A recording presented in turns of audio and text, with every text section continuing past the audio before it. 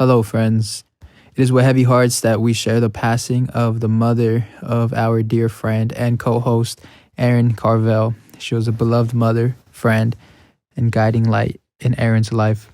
During this difficult time, we want to show our love and support for Erin and his family. If you are able to, please consider donating to the GoFundMe to help with funeral expenses. Any contribution, big or small, is deeply appreciated. Thank you for keeping Erin and his family in your thoughts and prayers.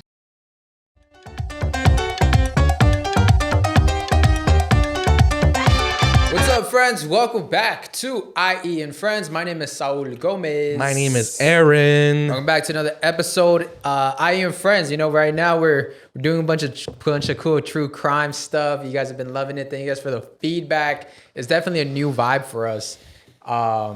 So we're very happy that you guys are liking it.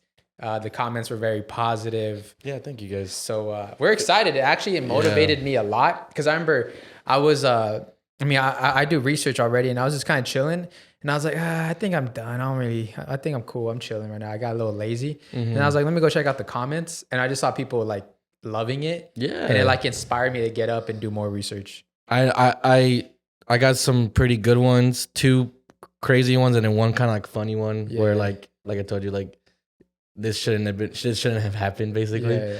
But no, yeah, I love the feedback. You know, it's good to see some good feedback. It would suck if we got some terrible feedback, but it would have let us know, like, okay, let's switch it up, type of way. That's why we always tell you guys, and we should say it right in the beginning of the episode, like we said last time. We maybe said it way too later on in the video.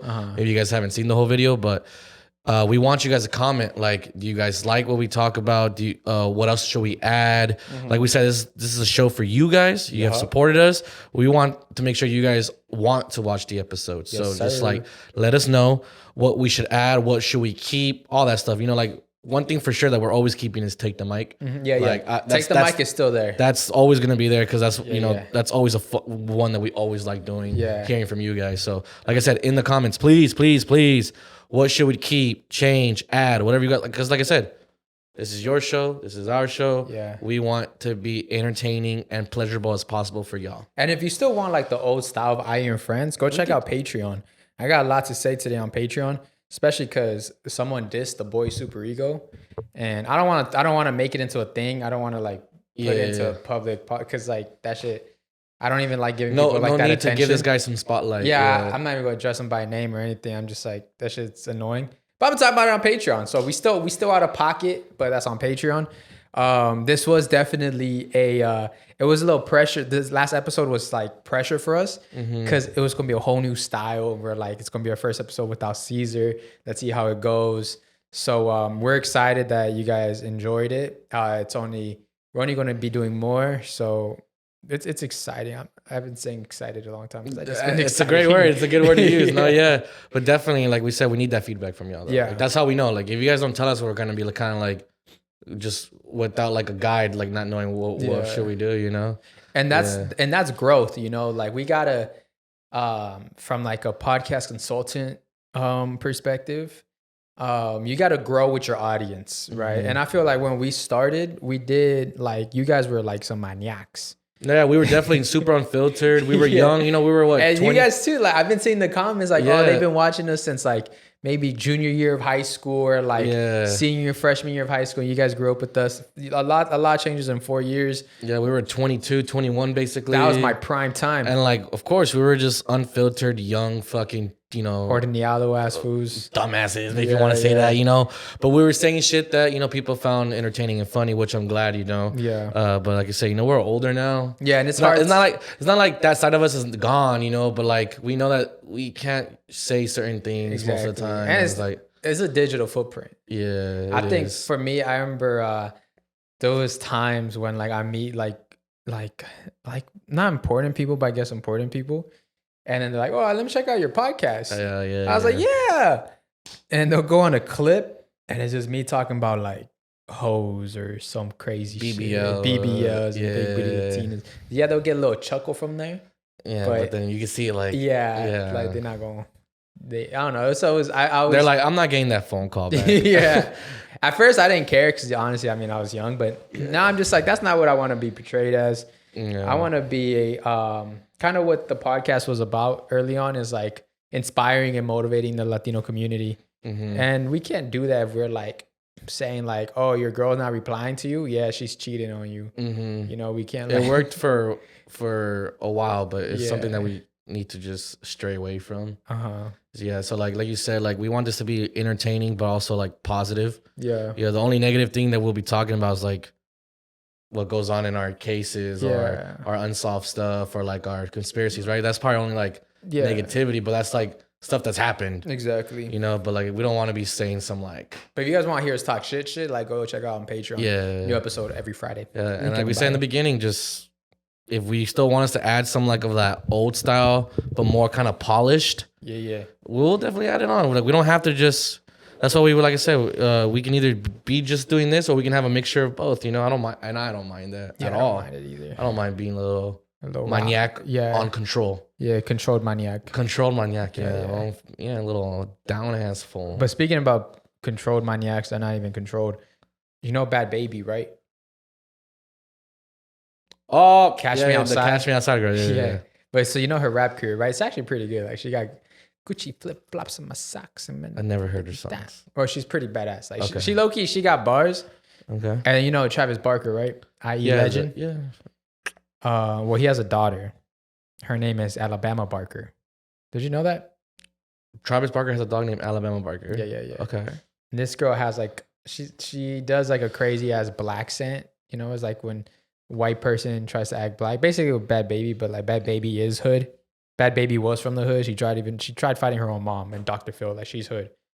Was she really hood though? Yeah, she was hood, bro. Bhad Bhabie? Did she try acting hood? Nah, I think Bhad Bhabie was hood. I think she was about I don't know her backstory. I don't know where she was from. I don't know where she grew up. But I know she had a mom. Like she had like she tried fighting her mom. I don't know what her support system was. It was bad. When that whole episode happened where she became famous. Nah, Bhad Bhabie's hood. Well, someone who's not hood is Alabama Barker. The dog? No, the daughter. Travis Barker. I thought you said he had a dog. No, well, I mean, she is a dog, I guess. Oh, okay. So his daughter, I heard wrong. Sorry. His daughter, Alabama Barker, she's quote unquote trying to be so hood and ghetto. She was raised in Calabasas. It's just very cringy to see, and I guess there's a huge rap beef going on. The new Drake and Kendrick. Okay, relax. Dead ass type shit. And Bhad Bhabie dropped some crazy bars on this last episode. The last rap, the diss. And Alabama's she turned off all her comments and everything. Because Alabama was accusing Bhad Bhabie of some shit. And then basically Bhad Bhabie was like, well, you got fucked by the whole football team. And then this guy fucked me in the ass and then you sucked the dick. It was crazy. I was like, whoa. It was some drama. So she won with getting fucked in the ass? That's what, it was a weird one, but all right. But Bhad Bhabie won that battle. If you guys are interested in that rabbit hole, go check it out. I didn't want to dive too deep into it, but I was like, it was entertaining for the time. Yeah, I'd be in some weird ass. Fucked in my ass and you sucked it. Yeah. What's up, bitch? I don't know what else to That's a crazy ass comeback. Yeah, I got fucked in the ass and you sucked the dick. That's crazy. And yeah, she got trained by the whole football team, supposedly. Oh, the best part though. Forgot about it. You got excited. Yeah, I forgot about this. Was literally the best part. So Alabama Barker drops his diss track, right? Shit was mid, whatever. Bhad Bhabie comes in with the fire. And not only the fire, you know the song, "Anything's Impossible." The Kanye West song? Oh, Carnival? Carnival, yeah. Okay. She ride that dick like Carnival. Yeah. So she used that instrumental. She used that song, that instrumental, Bhad Bhabie, used it, and Kanye West cleared it. And Kanye West is part of the no, not anymore, but like is he beefing with the Kardashians? I don't know. And you know, Travis Barker is part of the Kardashians too. So everybody thinks like, damn, Kanye West really heard this track, heard the sample, and he cleared it, and he's like, go on. So another level of pettiness. Yeah, I thought that was funny. It's like, oh, you're one of my ex's sisters, yeah, and you're dating the guy. Yep, go ahead. Go ahead. Cleared. Yeah, cleared. So that was pretty entertaining. It was entertaining couple schools. You think he gave it for free? Yeah. Dang, that's crazy. For free. Yeah. And then he explained he explained the background. He was like, well, when I was an upcoming artist, like people never cleared my shit, so I know how it feels. So he cleared it. So I was like, all right. So just hope this unknown rap beef, because I mean I've never heard of it until right now. Yeah. But I'm not, but like she rather dig like carnival. She sucked the dick after. Yeah, so that, and also real quick sports news, San Diego FC is back in town. Well, not back in town, but San Diego FC played their first game against L Galaxy. and they lost 2-0. And they lost 2-0. Mind you, Galaxy lost their best player for an ACL injury, but they lost a lot of players actually. Mark Delgado actually just scored for LAFC versus Colorado Rapids to take them on to the next game, and he used to be part of Galaxy. So LA Galaxy, I don't know. I was looking for y'all. Y'all know I ride with LAFC. San Diego FC, got an eye on you. I'll be at that game. We'll be at that game. We'll be at the game. San Diego? At San Diego. We out and they actually sold out. Well, no. So they're staying at the stadium they're playing at. Already, game hasn't even started yet. Well, the game is in the future, obviously. It already has the record for the highest attendance in that stadium. Oh, wow. Isn't that cool? That first game against Galaxy? No, that was at Galaxy. But San Diego's first home game, it already broke the record attendance. Nice. Which is pretty cool, because I've been reading the comments that San Diego's been needing like a team like this. Mm-hmm. And then now that they actually like beat the champions of MLS, it created even a bigger hype. In their first game ever of their history. It created a big hype, and then plus they got Chucky. But actually the guy, I think his name's Dreyer or something like that. Dreyer scored 2 goals. Yeah. That dude's solid. So San Diego FC, I got my eye on you, all right? If anybody trying to place bets when it's LAFC in San Diego, we'll be out there. We'll be out there. We'll play bets on mango carts. We'll be at the gas lamp after the game. Yeah, we'll bet on the shots there, like who buys each other drinks. There it is. Yeah, so catch us there if you like to go to those games. Catch us there, dude. But enough with the fun shit. You want to get spooky and scary and creepy? You want to get fucking? It's nighttime, bro. You guys don't know, but we're filming this at night today. Yeah, usually we've been filming in the morning, but today nighttime. Saul hit me up saying we have to film at night. He can't do it tomorrow. The days that we do it, so I was like, fuck it. It's a nighttime episode. It's a nighttime episode, so the vibes are there. So I want to see, where should we start? I got the part 2 from what I said last night, the Fox Hollow Farms. We did start with that. Yeah, so I'm down to bring it back to the part 2 of your Fox Hollow Farm. Fox Hollow Farms, dude. All right, this one I was like watching the documentary and writing notes on my phone, so I'm just gonna have this down here. I promise I'm not texting. All right, Fox Hollow Farms. So we remember part 2. Yeah, part 2. If you guys didn't watch last week's episode, go check it out. So we learned about Herb Baumeister, right? This dude. Oh, crazy update. Last episode, I said they found 5,000 remains in his backyard. After this documentary dropped, they updated it to 10,000 remains in his backyard. So another update after this documentary dropped, they found 500 new leads of victims, like victim families and names. And one victim has been identified after this documentary dropped. Yo, that's sick. Sick. Yeah, like, I mean, sickening, but also what great, like, this documentary did. For like what do you call it, for the family? Not reassurance, but closure for that family, for at least one victim so far. Yeah, so that I'm telling you guys, that documentary is really good, and it's so good that there's this one guy, and I need to introduce him. His name is Mark Goodyear. Remember how the last episode I mentioned how there's a guy who escaped and he got into the bar tables and he started yelling, "Hey, he's a killer. He's a killer." Yeah. All right. So Mark Goodyear, he was at the bar and he met Herb and he was using the alias as Brian. So he was like, he introduced himself as Brian. But Mark, he met Herb at the club or at the bar, and they ended up going back to his place. And he said, and this is the interview. This all came out on Hulu on the documentary. They're interviewing him and they're saying, when I walked into his house, I knew he was a killer. I can just tell like something was off. His pool was just had a bunch of weird mannequins, and he was very into dominatrix and like BDSM. Yeah, shit. BDSM stuff. And then that's where he mentioned, I don't know if I mentioned last episode where he was saying silk is stronger than steel. Yeah, you said that. Wrap it around someone's throat. And he was saying that Herb Baumeister, he gets aroused from seeing people's lips turn purple, their eyes popping out, and their fingers swelling up like a sausage from the loss of oxygen. And from the loss of oxygen. And that turns him on.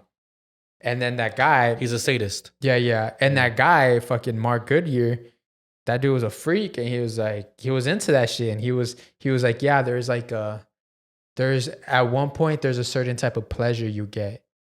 And he says hard to describe it. And then the way, like, the connotation in this guy's voice and how he responds to the interviewer is very weird and off-putting. I'll play some of the clips. But it's just very off-putting. And then the interviewer was like, how did he get you these places? Were you drugged? No, because he would get drugged, right? Mark Goodyear would get drugged.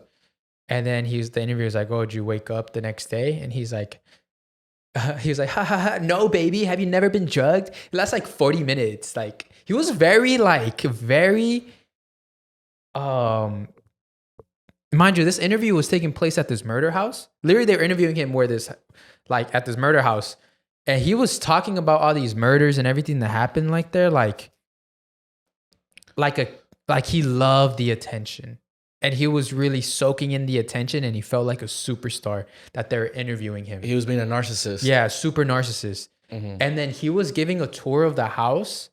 Like, this dude was giving you a private tour of Disneyland.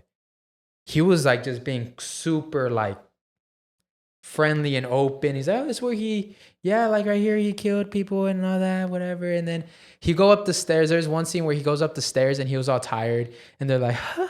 Oh my God, I could never be the killer. Like, look at me. I just got tired from going up the stairs. Like, just very, very playful, this Mark Goodyear guy, right? And mind you, Mark Goodyear, he's the one that called the cops on Herb. He's the one that called the cops. And in this interview, Mark, he admits that he lied to the cops. He literally admits on the show that he lied to the cops. He's like, I lied to the cops. I told him that he was strangling me in order so they can come and investigate him and arrest him. But he was into it, right? But it's because after doing that whole thing, he was like, no, this dude's a murderer and he is killing people. So he's like, I'm going to tell the cops that he strangled me and I escaped in order for them to investigate him. And that did work. So that's where it's like hard to paint the picture of this guy. It's very hard to paint the picture of this guy. You don't know if he's a hero or there's something more. Because even in these interviews, you can tell he was withholding information. Mm-hmm. There is one part in particular.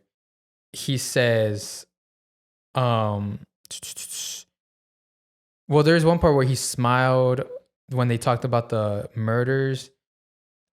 Oh man, what was he saying? Wasn't it where he says, were you present for some of the murders? Yeah. And he's like, oh, like... Which, like, what year? Yeah, what year was that? And he said like, oh, we're not going to get into that or something like that. Yeah, exactly. He was saying like stuff like that. And then, oh my God, let me look for it real quick because it was crazy. He's like, I don't want to talk about that because... About this before, you said that he had brought a box. Yeah, we're not going to discuss that. How about that? Okay. Now, no, there was something else, a tidbit there that I have not divulged.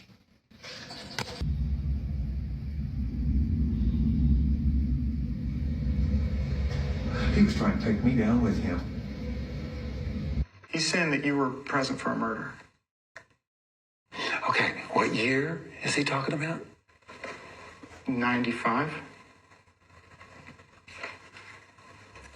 I was never in this home with anybody in a coat or anything like that, a long coat, a slicker coat. He's saying that you were. So that part where he says I was never in that, he's never that the victim of that person that also escaped. He described this guy standing there with the shotgun next to Herb. Described him to the T. He was like, oh, he's this white slim guy. He dressed like this, like that, short like hair like that. Literally described that dude. And he said that he was standing next to Herb with a shotgun. So before I get to all of that, but why is he standing there next to Herb with a shotgun? Well, so it turns out he's his boyfriend. Mm-hmm. They started dating. They were dating for 2 years. And they were saying, did you ever introduce people to Herb? And he's like, yeah, I did. I would go up to the bars and I scream at everybody. And I say, that guy's a serial killer. He's a murderer. Don't follow him. And then there's this one, he got investigated by the cops. And he said that he's never been to the house or something like that. And he just kept lying to the cops. It was weird. His stories were not adding up. But let's keep scrolling. What has he said that's led you to think he knows more than he's saying? I mean, he's told me things like he had seen some bodies here, and that's not good. So that's Rob Graves. The other conspiracy theory is that Mark Goodyear is also threatening this guy. This is the owner of the now house. And Herb Baumeister, he left a note in his suicide note. He said, beware of Mark Goodyear. He's not a good person. He's been stalking me and he's trying to kill me. And then he's like, I left a note in this one area of the house, right? And that note has never been found. And that supposing maybe that note is going to incriminate Mark Goodyear. So now what I'm thinking is this new owner, he found that note, but Mark Goodyear threatened him with some crazy shit. Because even this dude, when they ask him about Mark Goodyear, he looks very uneasy. Like he looks uncomfortable. What has he said that's led you to think he knows more than he's saying?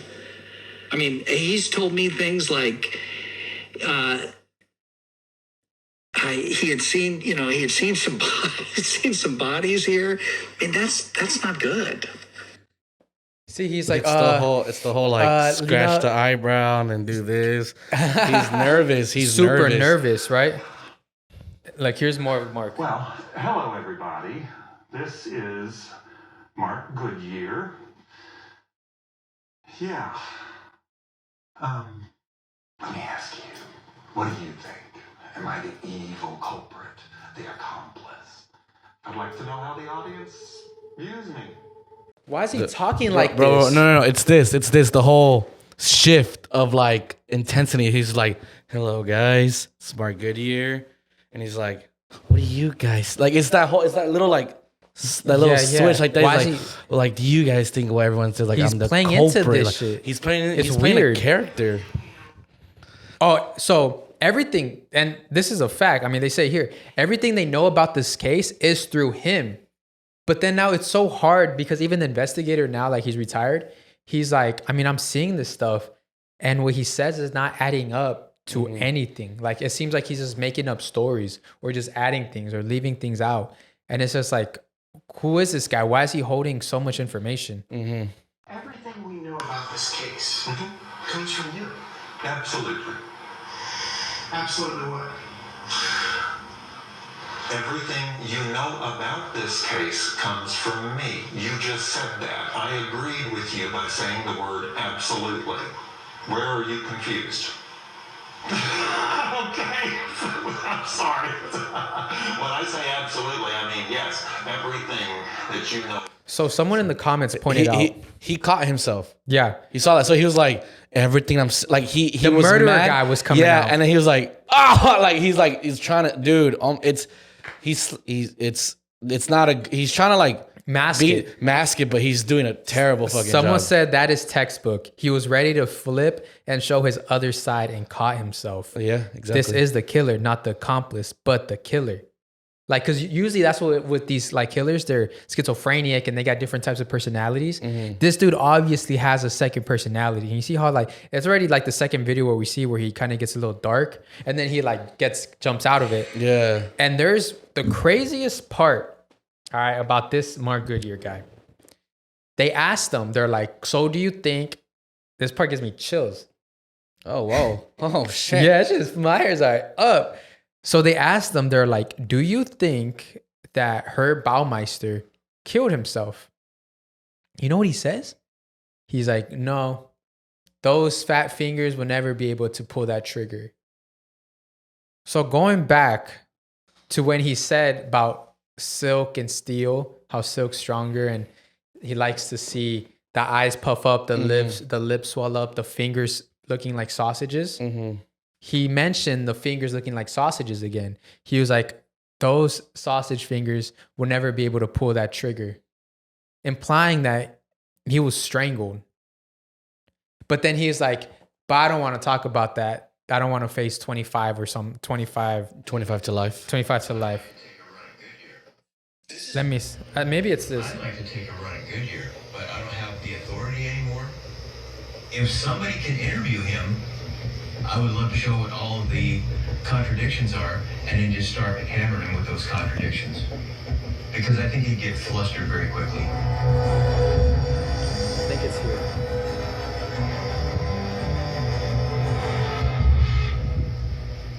Okay.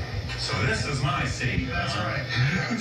Actually, if you can sit a little bit closer, just because we've got the light set up today. Okay, it's not that, but this dude's fucking weird. I can't find that clip where he literally says that, but he's like, he was walking away and he's like, but I don't want to get into that case. That'll put me in 25 years.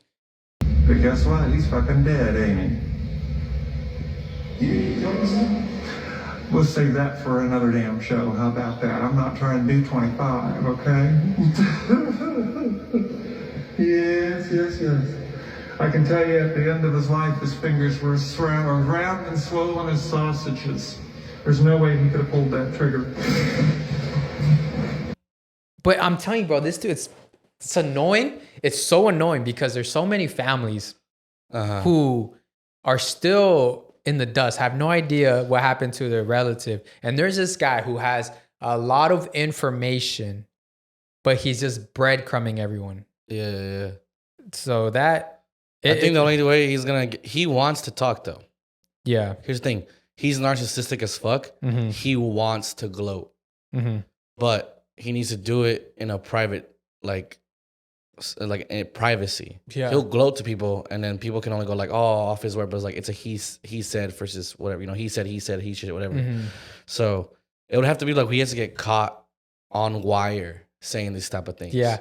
And we thought that was going to happen. You remember that one clip I think I shared on here where there was a murderer that got caught because he was getting interviewed and his mic was still on? So that almost happened here.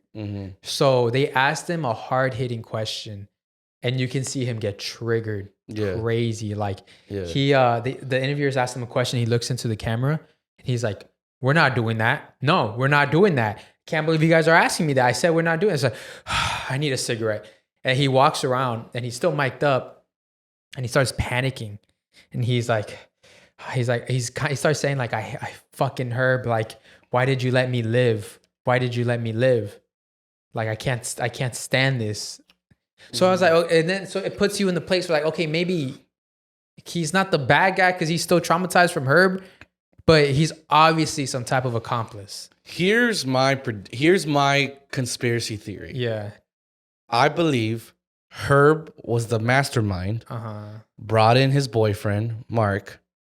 They started doing it together, but then Mark was the more sociopath. And then he ended up being more of like loving doing this. Like Herb loved doing it. He found like an obsession of like helping him. Because I think because Herb did put him on. Yeah. And then Herb is a killer. Yeah. He's the mastermind. Brought him in. But Mark I feel like Mark he found more of an obsession with it. Yeah. And I agree. And then so now, this is what I think. I think Mark did become the mastermind. And he used her Baumeister's family and maybe business as like blackmail. Because he's maybe he could like, well, what if I tell your family that you're gay? Or like, what if I tell your family you're killing these people? Yeah, you wouldn't want me to do that, right? Or I have all these business secrets about you. Like that was his boyfriend. Like, pillow talk goes crazy. So he probably found out a lot about Herb, and especially if this dude was fucking schizophrenic and a lot of things going on. I think he got a bunch of information and was able to blackmail him for him to keep doing things and kind of wipe his hands off of this guy and have everything pointed on him. Dude, I'm telling you, dude. Yeah, he was an accomplice, then he turned into. This dude's still alive and walking around. I wonder because there's no evidence that points him towards all this stuff. That's the thing, bro. There's none. There's the thing. Like you just, yeah. When you show me those clips, bro, this guy is a fucking douchebag. He's a narcissistic sadist. Both of them were. Yeah. But this fool didn't take his own life. Check out the Hulu documentary, guys. Check it out. And then let us know your theory. I got very into this one, so. I'd be happy to hear what you guys say in the comments. God damn, dude. Douchebag. But moving on to a very crazy, gruesome, unsolved murder case. And let me rephrase that. Murders cases. Oh, I'm sorry to cut you off. Yes. But did you see the comment when you're talking about the Mesa murders? Yeah, all that they live in New Mexico and they think like someone from the It was like a neighbor, someone's neighbor from our viewers. No way. Yeah, I didn't see that. I didn't see the neighbor part. I just thought that there's this dude saying that he he's kills off the 140 freeway or whatever interstate. Oh, that's who. Okay, the so I-40. The I-40. Oh, and then supposedly Herb Baumeister, there's another serial killer, the I-70 murders or the I-70 killer. I've heard of those. I-70. Yeah. Supposedly they're the same person. Oh, forgot to mention that. Oh no, I'm sorry, but Christy0612 said, look up Charles Upright. He was a serial killer in Dallas, Texas. Oak Cliff also killed prostitutes. He surgically removed their eyes. The last one he killed, he threw and left naked in front of my aunt's house. My uncle found her before leaving for work. I haven't even seen that comment. Isn't that crazy? One of our viewers' uncles found a dead body of an infamous killer. Yeah. Wild. Holy crap. What was it? Christy? What? Christy0612. Dang, sorry about your uncle. Wow. Oh my God, that's incredible. Yeah. The odds. Oh, is this one? Oh yeah, the I-40 highway. Yeah. Okay, you read that one though. Yeah. Okay, cool. See, we read your guys' shit. We share it. I'm telling you, do we read the comments? All right, guys. We're going to get into one of the most infamous unsolved cases. I don't know, debatably in U.S. history, but I'd say definitely in Cleveland, Ohio's history. Before they became a meme, right? Before Ohio became a meme. Yeah. But this is... Huh? Sorry again to cut you off. No, yeah. In Ohio...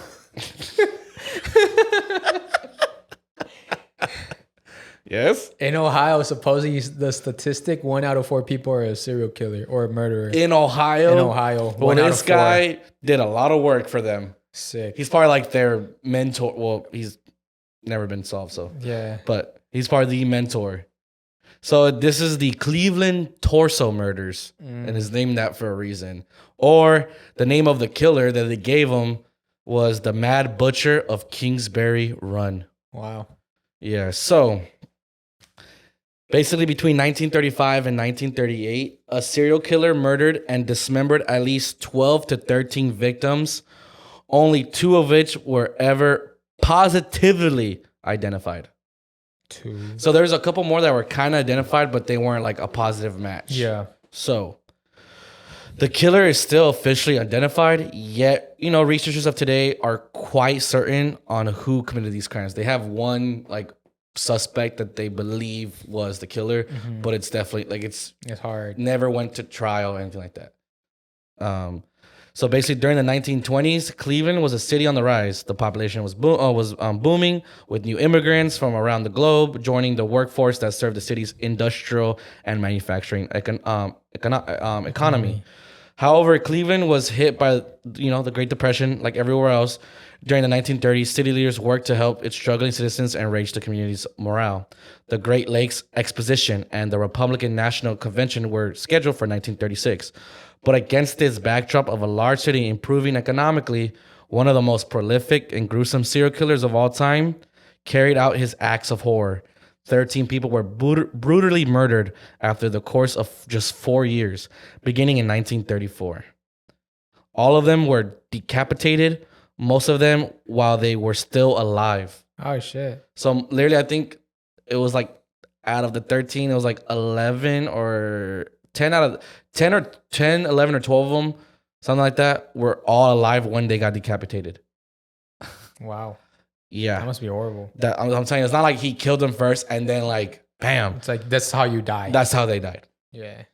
It's insane. So, sorry. Then the murders ended as abruptly as they began. Safety director, which is crazy, this is the same guy that brought down Al Capone, him and his crew. Safety director Elliot Ness claimed to have solved the crimes. No suspect was officially identified, and no one was brought to trial. So the same dude who brought Al Capone to justice, him and his crew, right, back in the Prohibition era, he was the safety director basically in Cleveland, and he couldn't figure it out. He couldn't figure out shit. So this little background of the area that this all happened, just to give you like an idea of where this happened, basically. So Kingsbury Run is a prehistoric riverbed running from the flats. It's the area along the Cuyahoga River near Lake Erie. Lake Erie is a very it's a very known lake. It's from about East 90th Street. It's bordered on the north by Woodland Avenue. Kingsbury Run was a dark, dreary, and dangerous place in the 1930s. The dispossessed of the Great Depression lived in appalling conditions. Trash and filth dominating the makeshift, quote-unquote, hobo jungle. That's what they called it, the hobo jungle.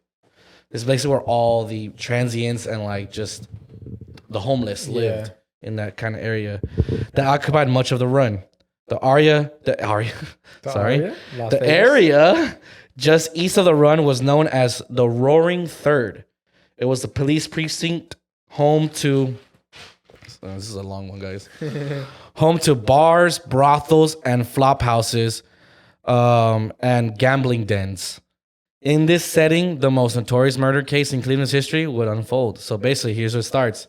September 1934, a young man found the remains of a woman in her mid-30s, the torso with thighs still attached, but amputated at the knees. Had washed up on the shores of Lake Erie just east of the Broughtonal. Cuyahoga County Coroner A.J. Pierce, which for the most part, he's the coroner when all this is happening. Later on, he gets switched with somebody else. But this is the guy that was mainly for most of the murders, okay?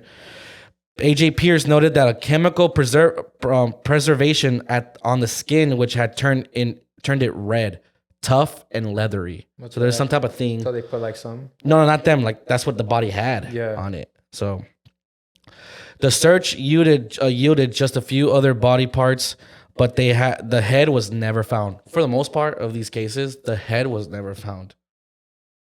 Body parts were found, but never the head. Weird. Yeah.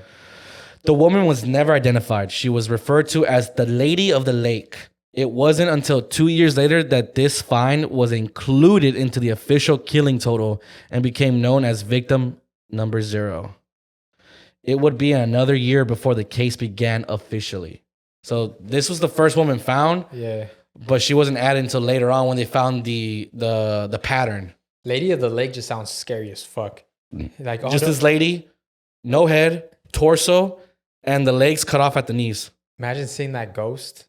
Like you're at Lake Erie with your friends, drunk as fuck. Oh, hell no. Oh fuck. That'd be there's probably some like ghost stories of like all these people that were found, dude. Yeah.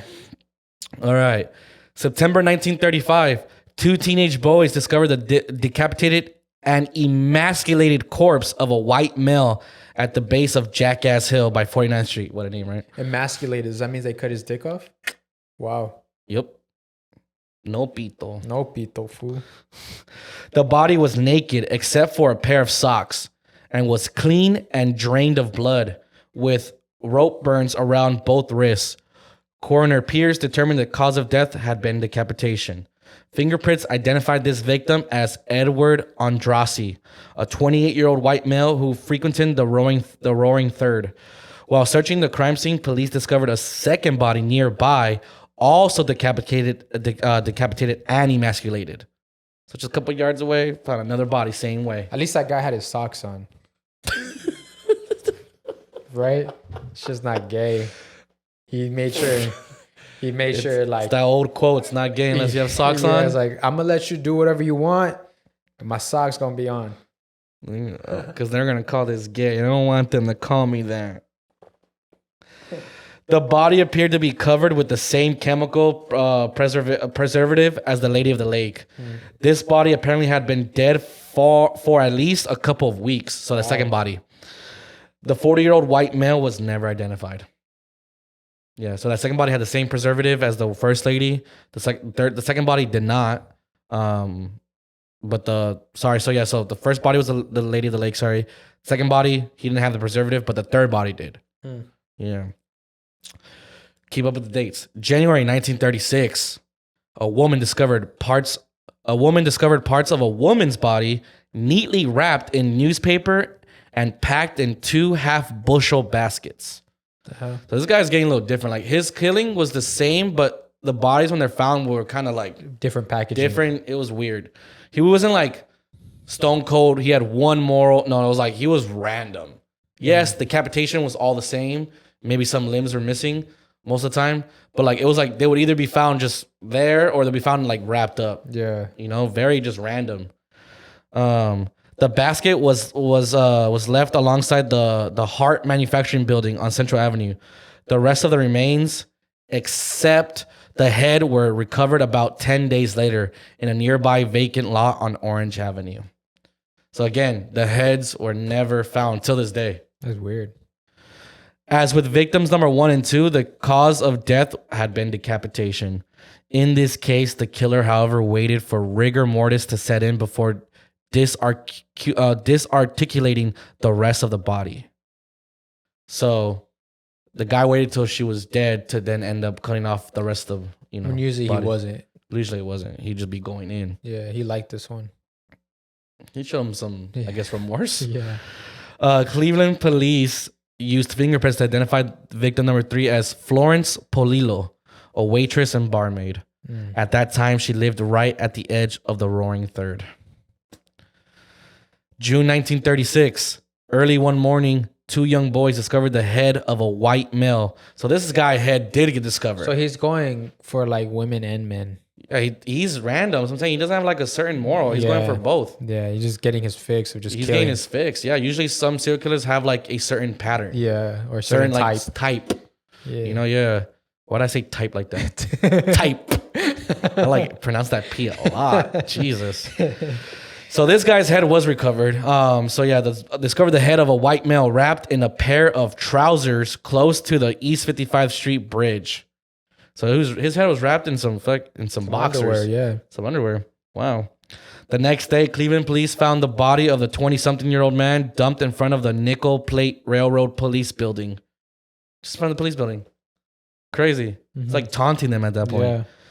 Clean and drained of blood, the corpse was intact except for the severed head. Coroner Pierce determined again the cause of death was decapitation.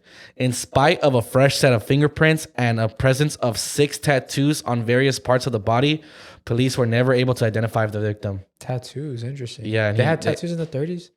Yeah, there's tattoos were around for a while. I don't know when they became a thing, but yeah.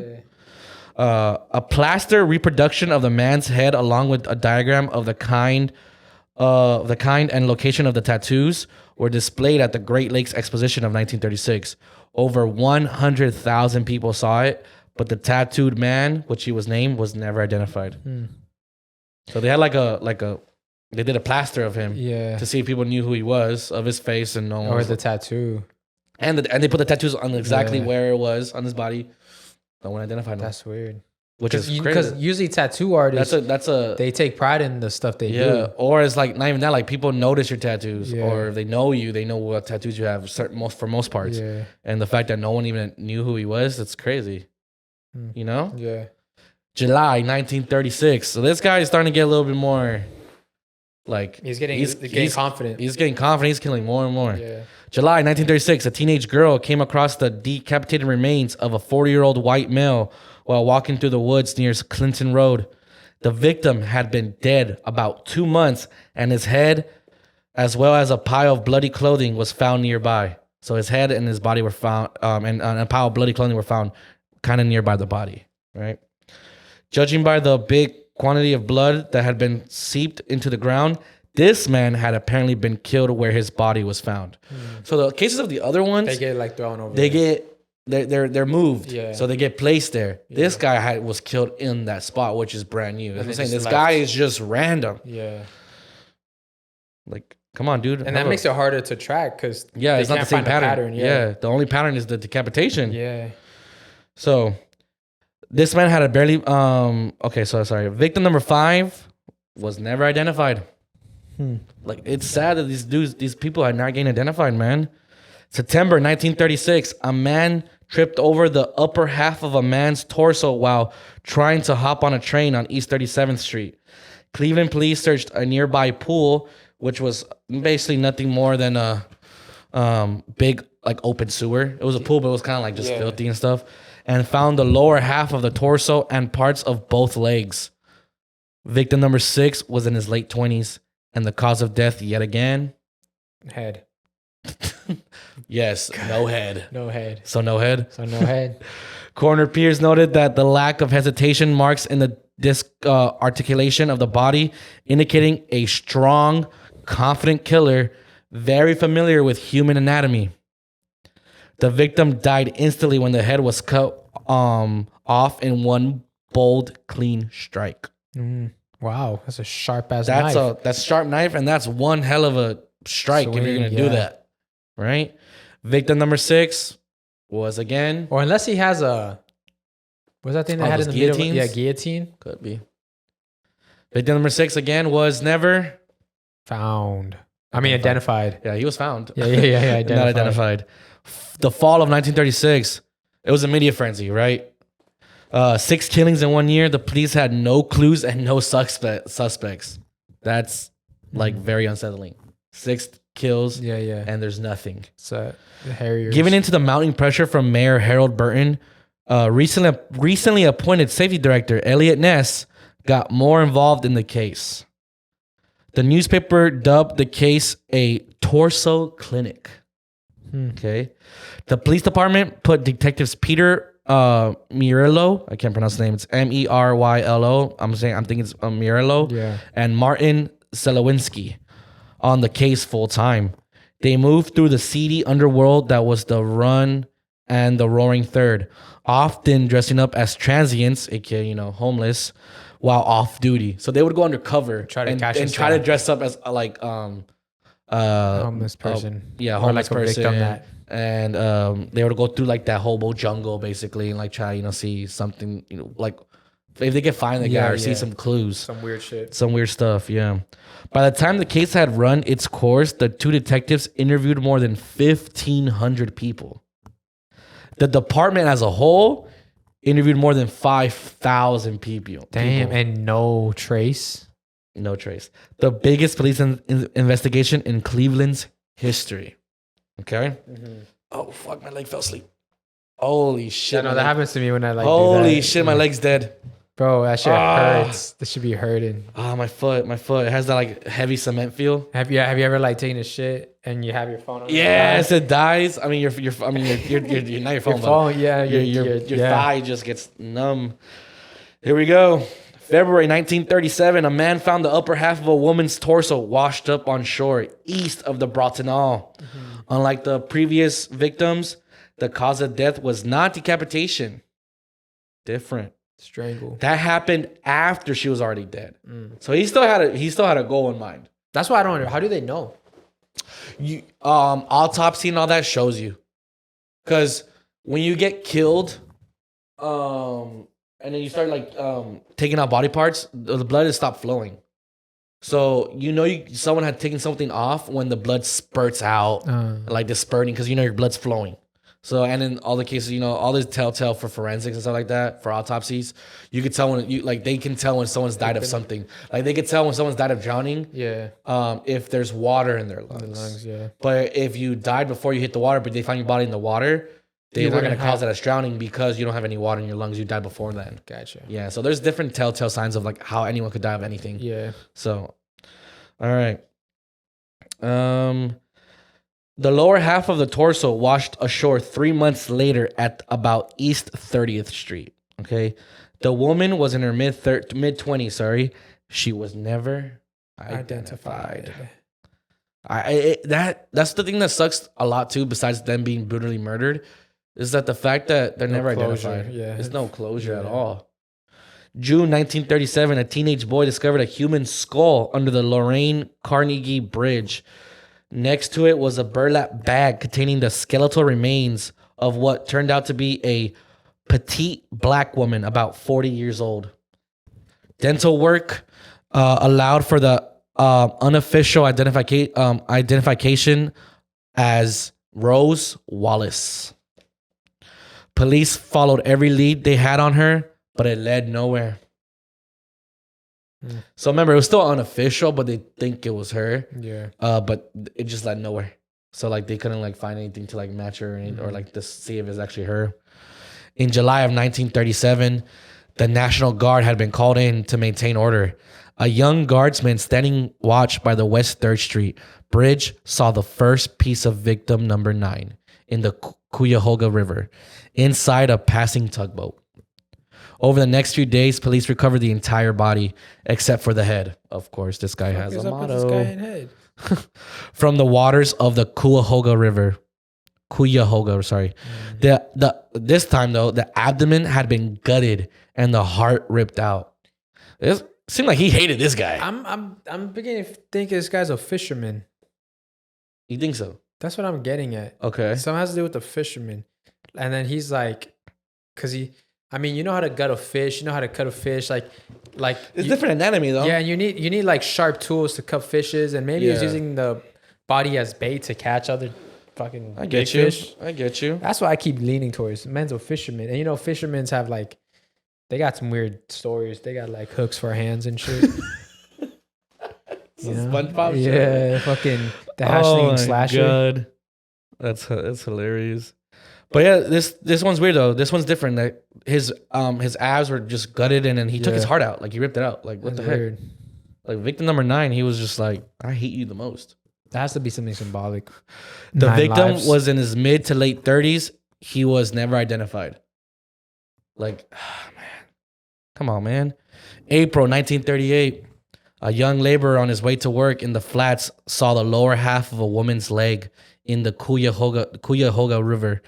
The first piece of victim number 10 to be recovered.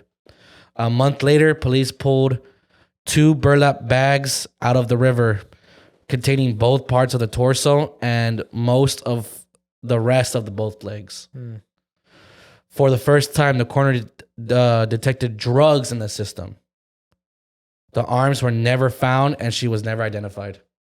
This is the first person with an autopsy that came back with some drugs in her. Yeah. So they don't know if it was like, was she just like a druggie or was she drugged? And we will never know because she was not identified, dude. That is insane. Right? Yeah. August 6th. So this is an exact date, right? August 16th, 1938. 3 scrap collectors foraging in a dump site at East 9th and Lakeside found the torso of a woman wrapped in a man's double-breasted blue blazer. Say that 5 times fast. Breasted blue blazer. Breasted blue blazer. No, but you're missing that double. Oh yeah, double-breasted blue blazer. And then wrapped again in an old quilt. The legs and arms discovered in a recently constructed makeshift box, wrapped in brown butcher paper and held together with rubber bands. The head had been similarly wrapped. The coroner noted that some of the parts lacked as if they had been refrigerated. You get me? So it So he's seemed keeping these things so and releasing now they them. found body parts where it seemed like they were being refrigerated. This guy's bodies. Yeah. This guy's body. Sorry, I'm saying. Hmm.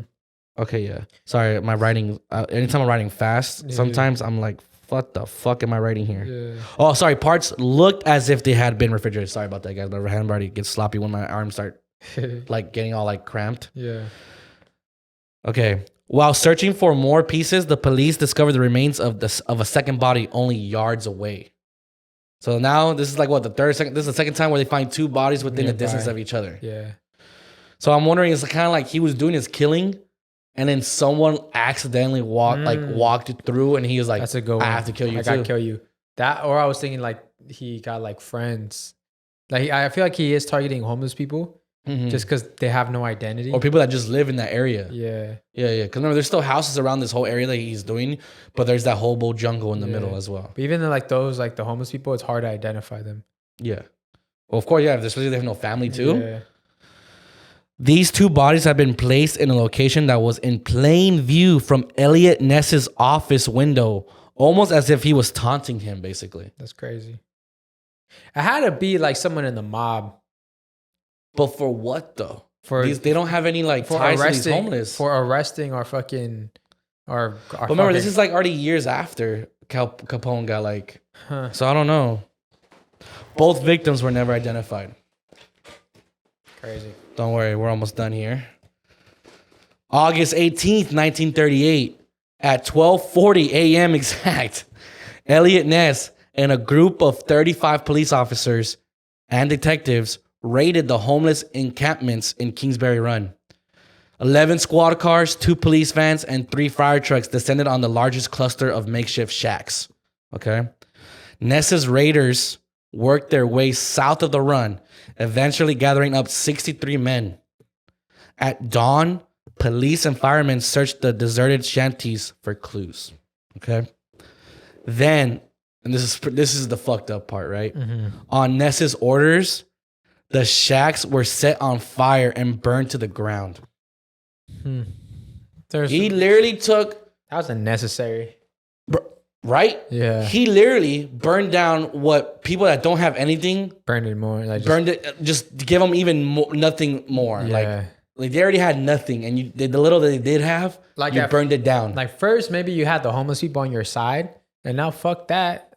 They're gonna like support Revolt. the killings. Yeah.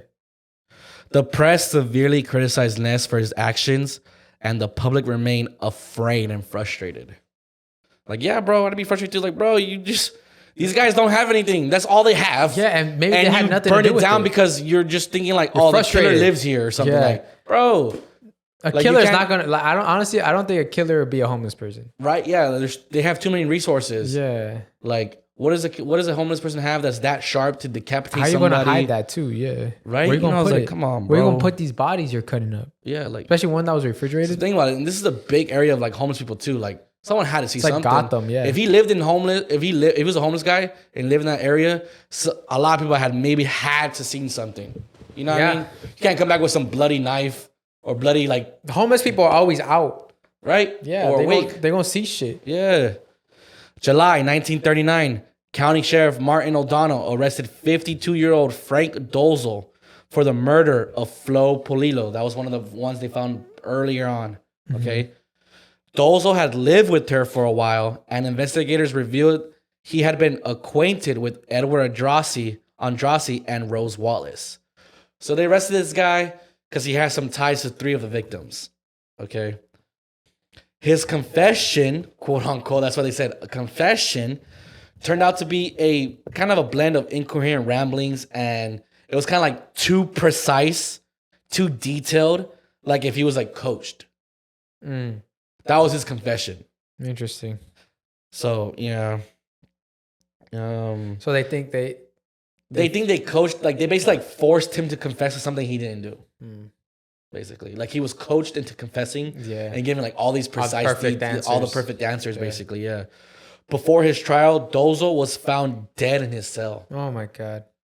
Dolzel had hung himself from a hook only 67 inches off the floor. Remind you though, Dozel was 68 inches taller. Sorry, he was 68 inches tall. So from where he hung himself to the ground was 5'7". He was 5'8". There's no way. Unless he keeps his knees up. Yeah, he's like, there's no way he's going. Come on, dude. So yeah, from floor to hook, 6-7 inches, and then from where the hook where he was to the floor, he's 68 inches. So it's an inch off. So that literally means you have to lift your legs up. You can tippy toe. You can't survive. No, I mean, you can tiptoe and survive. Yeah. Exactly. The coroner's autopsy revealed 6 broken ribs, all of which had been obtained while he was in the sheriff's custody. Someone had a little talk with him. Yeah, someone had a little talk with him. I'm telling you about mob ties. Could be. The thing is, though, he was never, I mean, like I said, he never went to trial, so it can never be like, oh, and it also, like, the confession was kind of like, they were skeptical about the confession. Yeah. You know? Elliot Ness had one suspect who he believed was undoubtedly the killer. This is the one they're talking about earlier. This suspect continued to taunt Ness for years after the killings had stopped. Yeah. While the case is officially unsolved, many believe the identity of the torso murderer had been known since the 1930s. The mysterious Dr. X was investigated by police and interrogated by Elliot Ness, but no physical evidence could link him to the crimes. Most likely, Dr. X, they're calling him Dr. X, was Francis E. Sweeney. An intelligent, skilled, and very troubled surgeon. There you go. Who lived near Kingsbury Run. Well. Dr. Sweeney had the surgical know-how as well as access to facilities ideally suited for dismembering bodies. Despite a week-long interrogation by Elliot Ness and other high-level investigators, Sweeney never confessed. However, though, immediately after Sweeney committed, after all that, he immediately committed himself to a sanctuarium, and the murder stopped. That was him. I mean, first of all, the name's Sweeney. I feel like if I was a detective, I just need to talk to him, and I can pick up the vibes. You could, but the only thing is that's all circumstantial. Yeah, you could pick up vibes and be like, you fuck, like I know you fucking did it, right?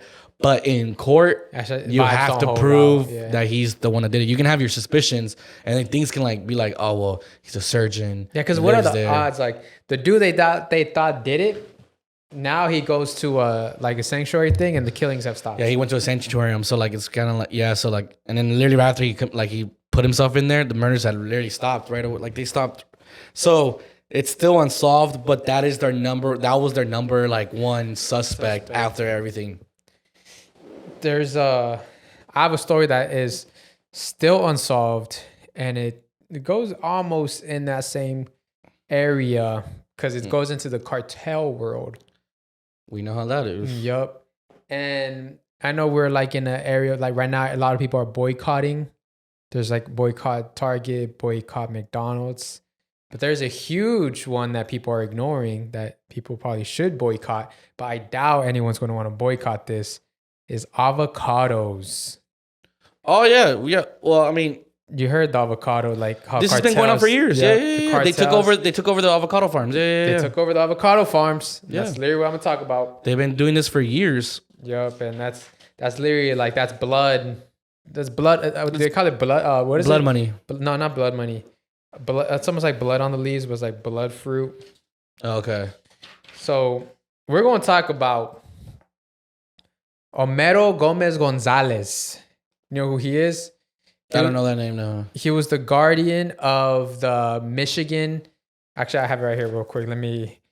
He was the guardian. Well, we'll call him the guardian of the monarchs of the butterflies at the Rosario Sanctuary. So this guy,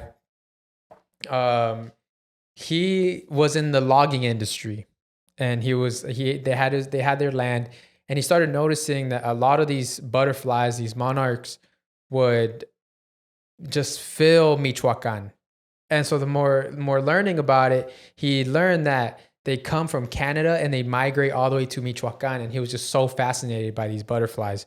And he just found so much beauty in this. And he decided to quit logging and focus his time and attention on preserving these lands for the butterflies. Right. So he became extremely popular. He went viral many times on social media. I'm pretty sure you've seen the video. We can roll the clip of him where he's talking to the camera and he has all these butterflies on him. I'm sure you've seen it if I bring it up. I think maybe, yeah. Okay.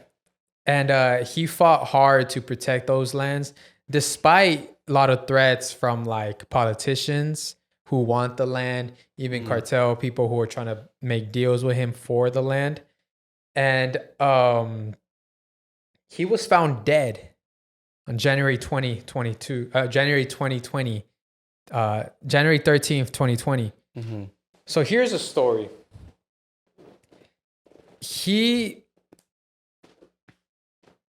There's in this cartel, in the avocado industry, it makes $2.4 billion a year. Like I bet they're so expensive now. Yeah, it's such a lucrative businesses that even cartels have been getting into these, right? So they started slowly taking over.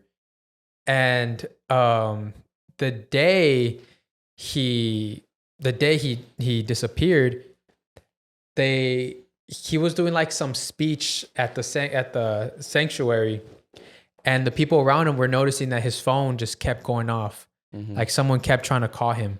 And so he finally answered, and he got invited to go to the local fair.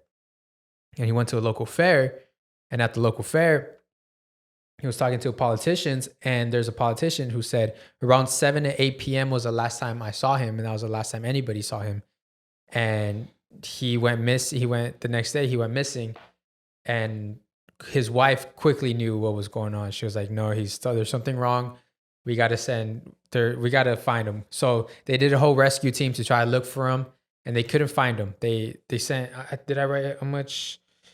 Search parties were found and nothing was found until January 29th.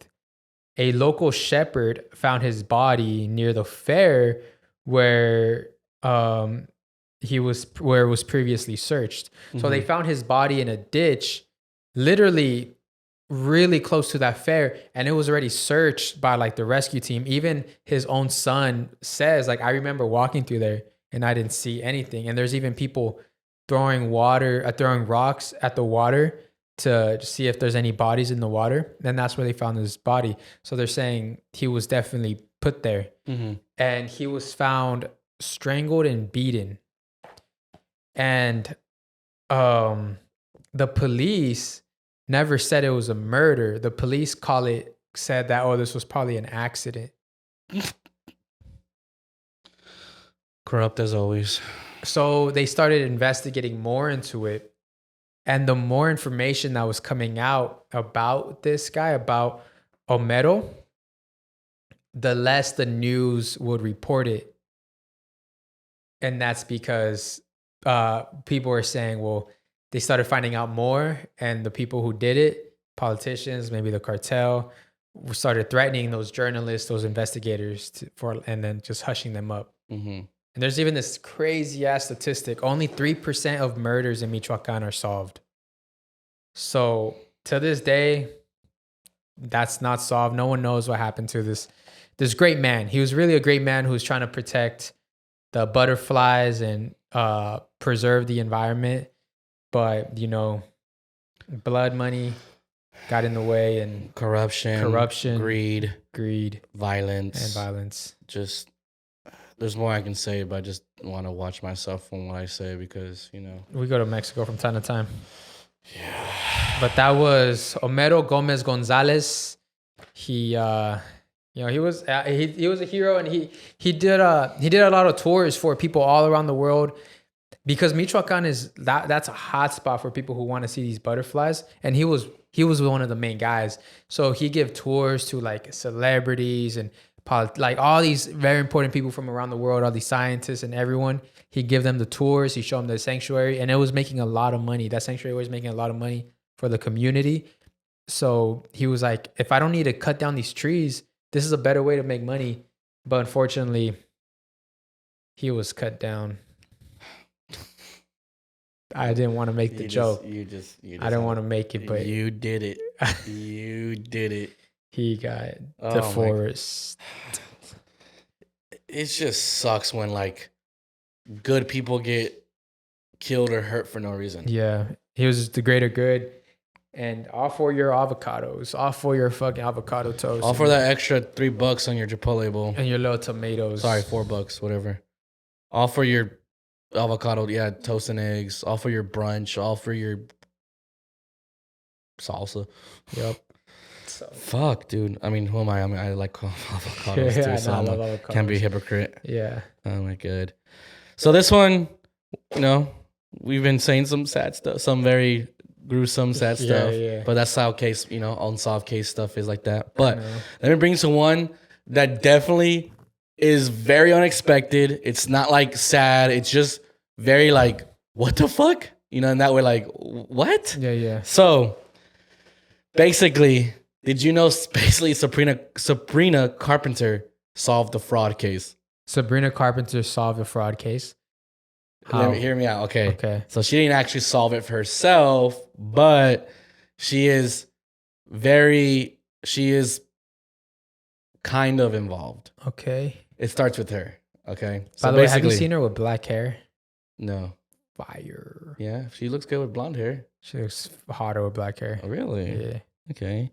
So basically, Sabrina Carpenter is looking for they're looking for a church to shoot a scene for her music video, Feather, right? Okay. That music video was posted in October 2023, just for a background, right? Okay. The producers check out a church in Brooklyn.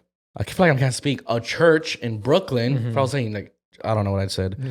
A church in Brooklyn, sorry. And the pastor of the church, agrees to let them shoot there, right?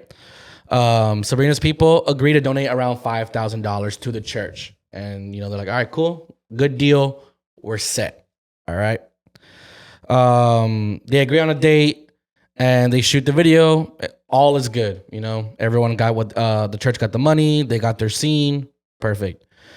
But sometime later, right, the music video drops and it blows up in views. All right. Mm-hmm. So around that time, it got like 110 million views from when it was posted to when the incident happened. Okay. Now that video, till this day, 2 years later, I guess you say a year and a half later, it has 120 million views. Mm-hmm. Okay.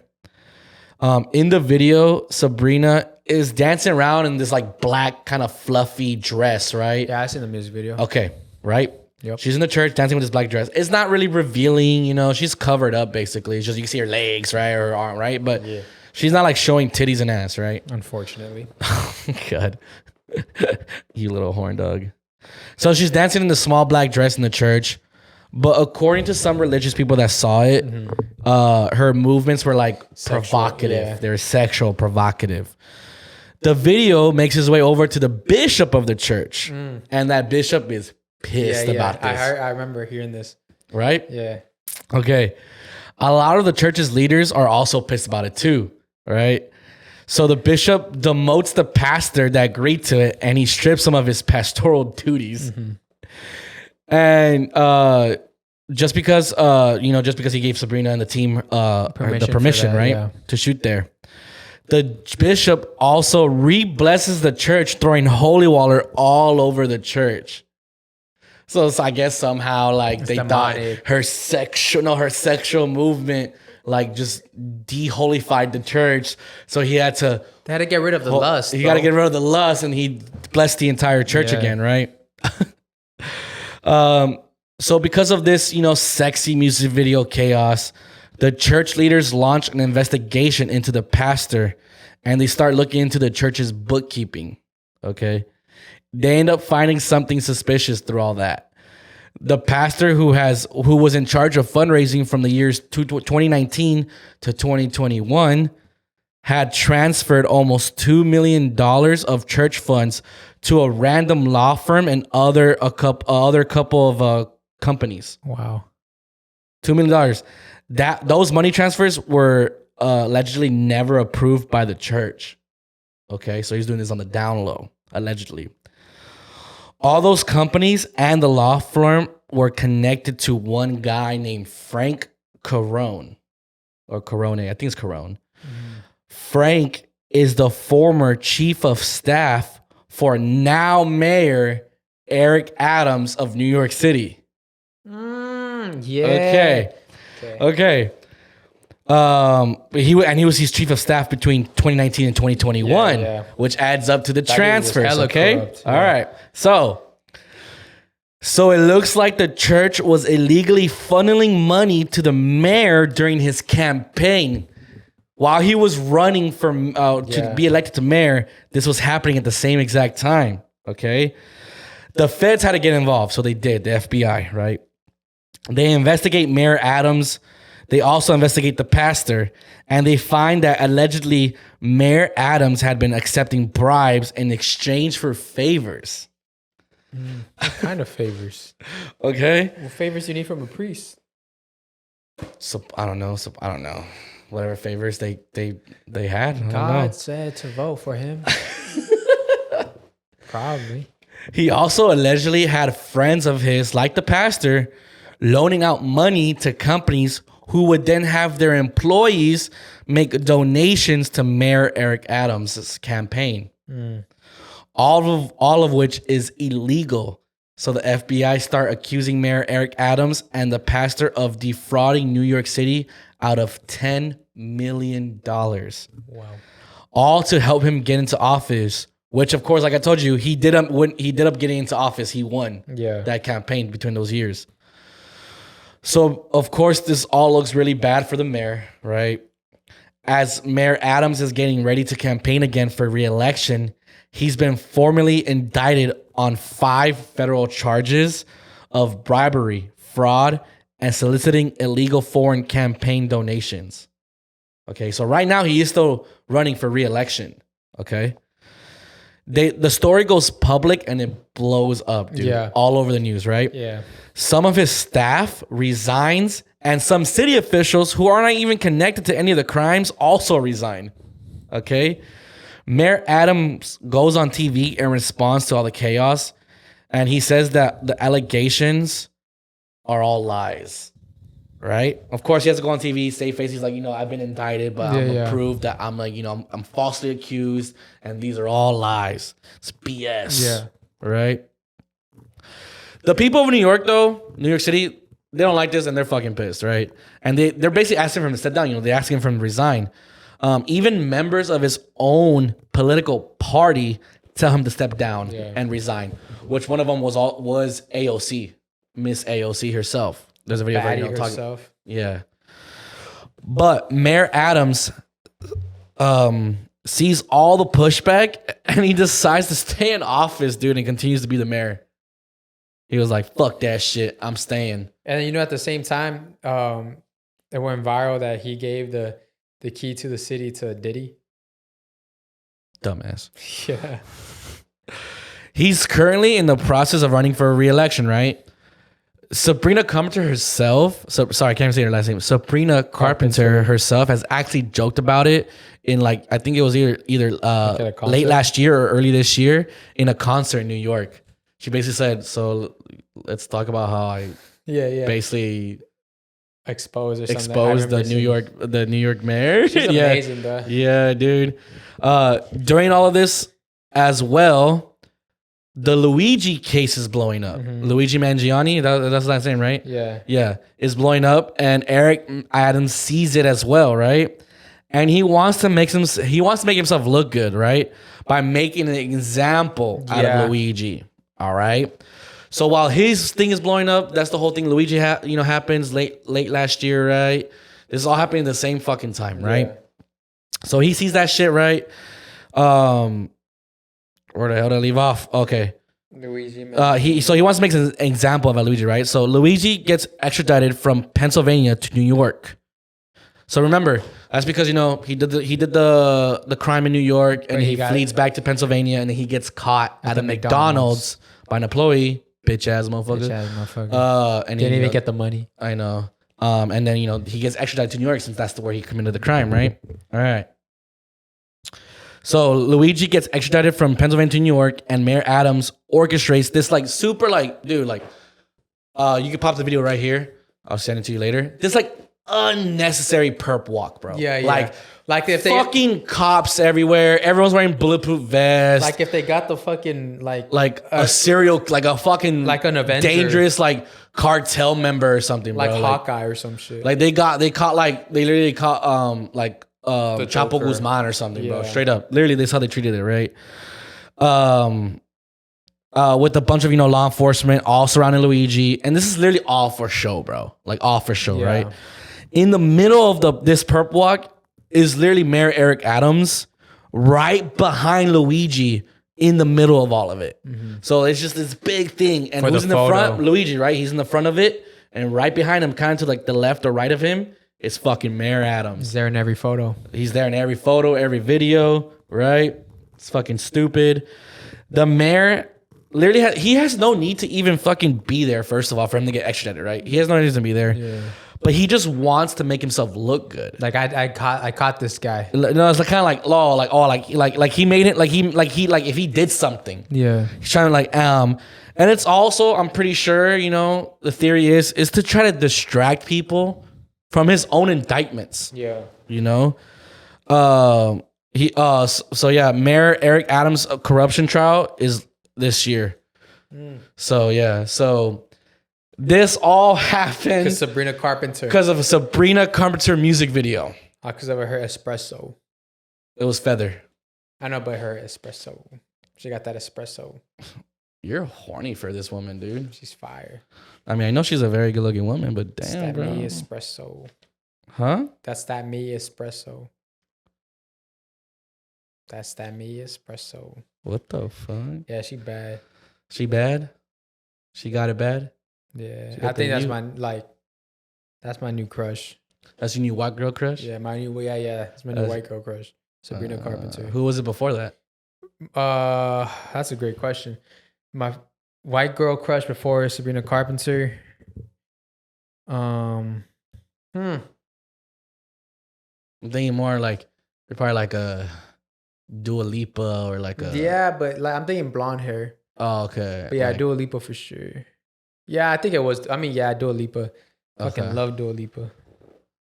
I need you to see something growing right there. Hey, yo, bro, chill out, dog. Me talking about you chilling out. Shit, dude, what do you mean, bro? Yeah, Sabrina Carpenter. Tell me why when I was looking into this next one right here, dude, I didn't know there was a Netflix show for it. Oh yeah, yeah. I'm not kidding. I didn't know. I heard it's not even great though. So Nah, that's good. I didn't even watch it. It's I only knew about this case because I know a couple years ago I watched this YouTube video and it was talking about serial killers, and it brought up how he got caught basically. But no, not how he got caught, but that he ended up on a dating show. yeah. So this is the dating game killer. That's what he was marked as because that he went on that show. Yeah. Yeah. I think the misconception is people thought that he killed someone from the dating game. No, yeah. He just went on the dating show while before people knew he was a murderer. Yeah. So basically, we're getting to the story.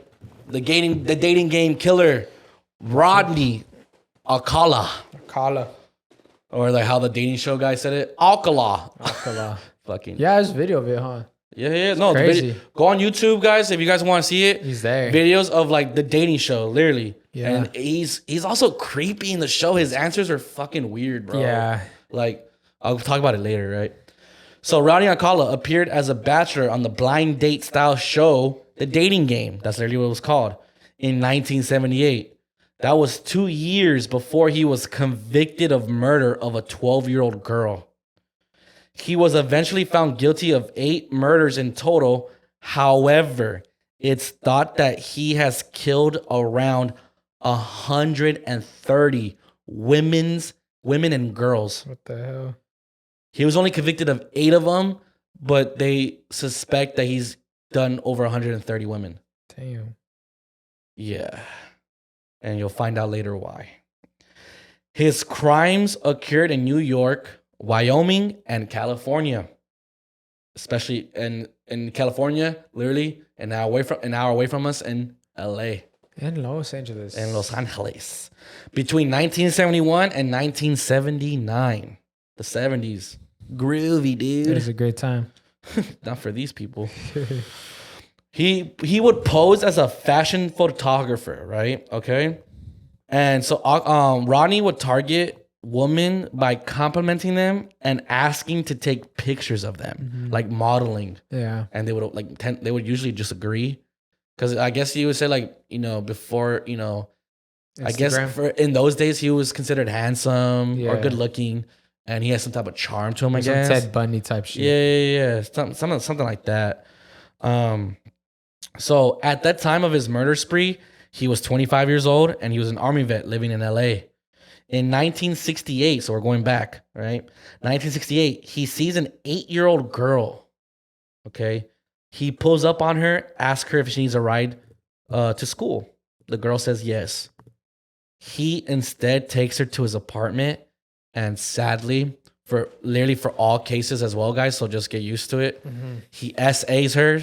You guys should know what SA means now. Okay? And he kills her. Damn. Yeah. 8-year-old girl. That was basically kind of like, people think his first confirmed kill, basically, in a way. There could have been more before that, though. They don't know, right? After this, the police is looking for Rodney, and the FBI ends up putting him in the most wanted list. Okay, the FBI's most wanted list. Rodney goes on the run from LA to New York. He changes his identity and changes his name. He ends up going to film. He ends up going to film school at NYU. Okay, a few years later, he meets a woman as she's moving into her new apartment, and Rodney offers to help her, move some furniture. He does his little charm, be like, oh, hey, need help, right? Once he's inside the apartment, though, he attacks her, SA, and strangles her with a pair of nylon stockings, and he kills her. Okay. He moves from New York to New Hampshire and gets a job as a counselor at a kid's summer camp. I guess they don't do no fucking background checks, okay? Jesus. Well, he wasn't. Oh, well, he did change his name and shit, but yeah. But whatever. He has a job at a kid's summer camp in New Hampshire now. He lays low there for a few months until his students are at the post office, and there happens to be one of those FBI most wanted lists posted at the post office With the photo? with the photos, and they see Rodney's face on that thing, right? They freak the fuck out. They report it to like the people, and then Rodney gets arrested, and he takes a plea deal. Okay, less than 2 years later, he gets out. Insane, right? But only 2 months after he got out, he approaches a 13-year-old girl while in his car. He offers her a ride to school. She says yes. He ends up again essaying and kills her. But he gets caught and he gets thrown back into prison. Okay. 2 years later. Oh my God. He gets out again. 2 times. Again, 2 years in between. Okay. He gets out again after 2 years of getting caught. Oh, so he didn't kill her. He essayed her and he gets caught, right?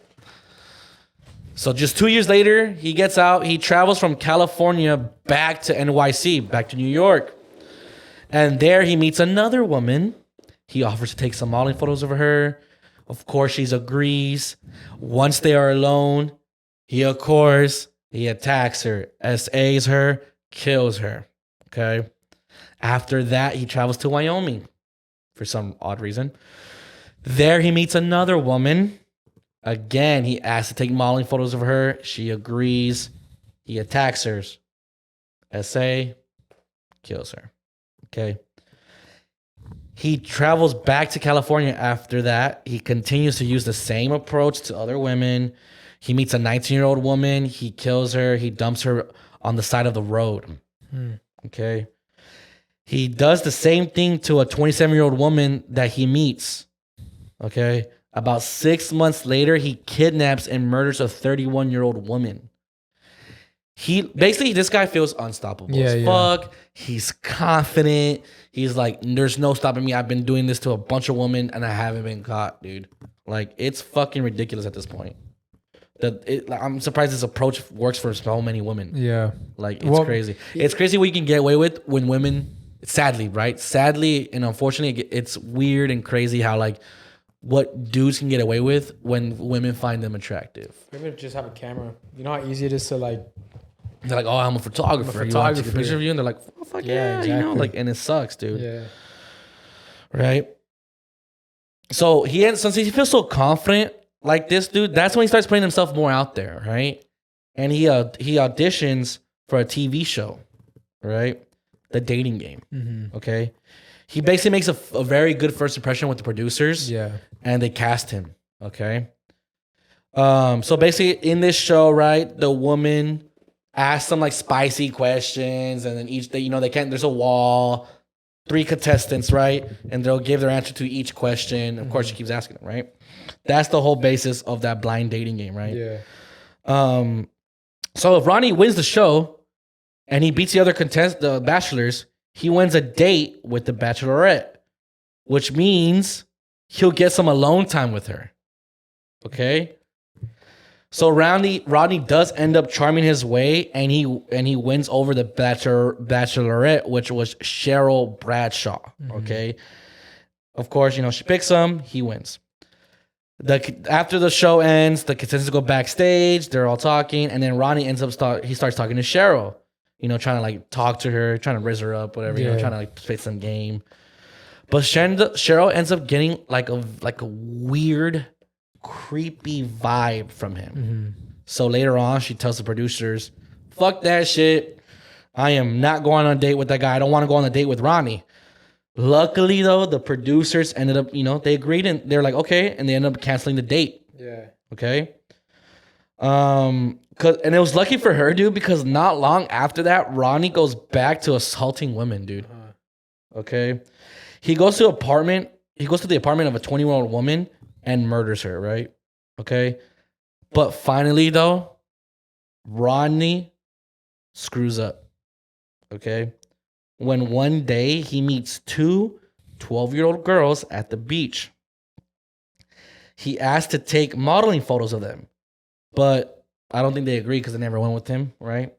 Later on, he spots one of the girls alone riding her bike to school. The girl's name was Robin Samso. Okay. Ronnie offers her a ride. She says yes, but sadly, once she's in the car, he doesn't take her to school. He takes her to a nearby canyon. Okay.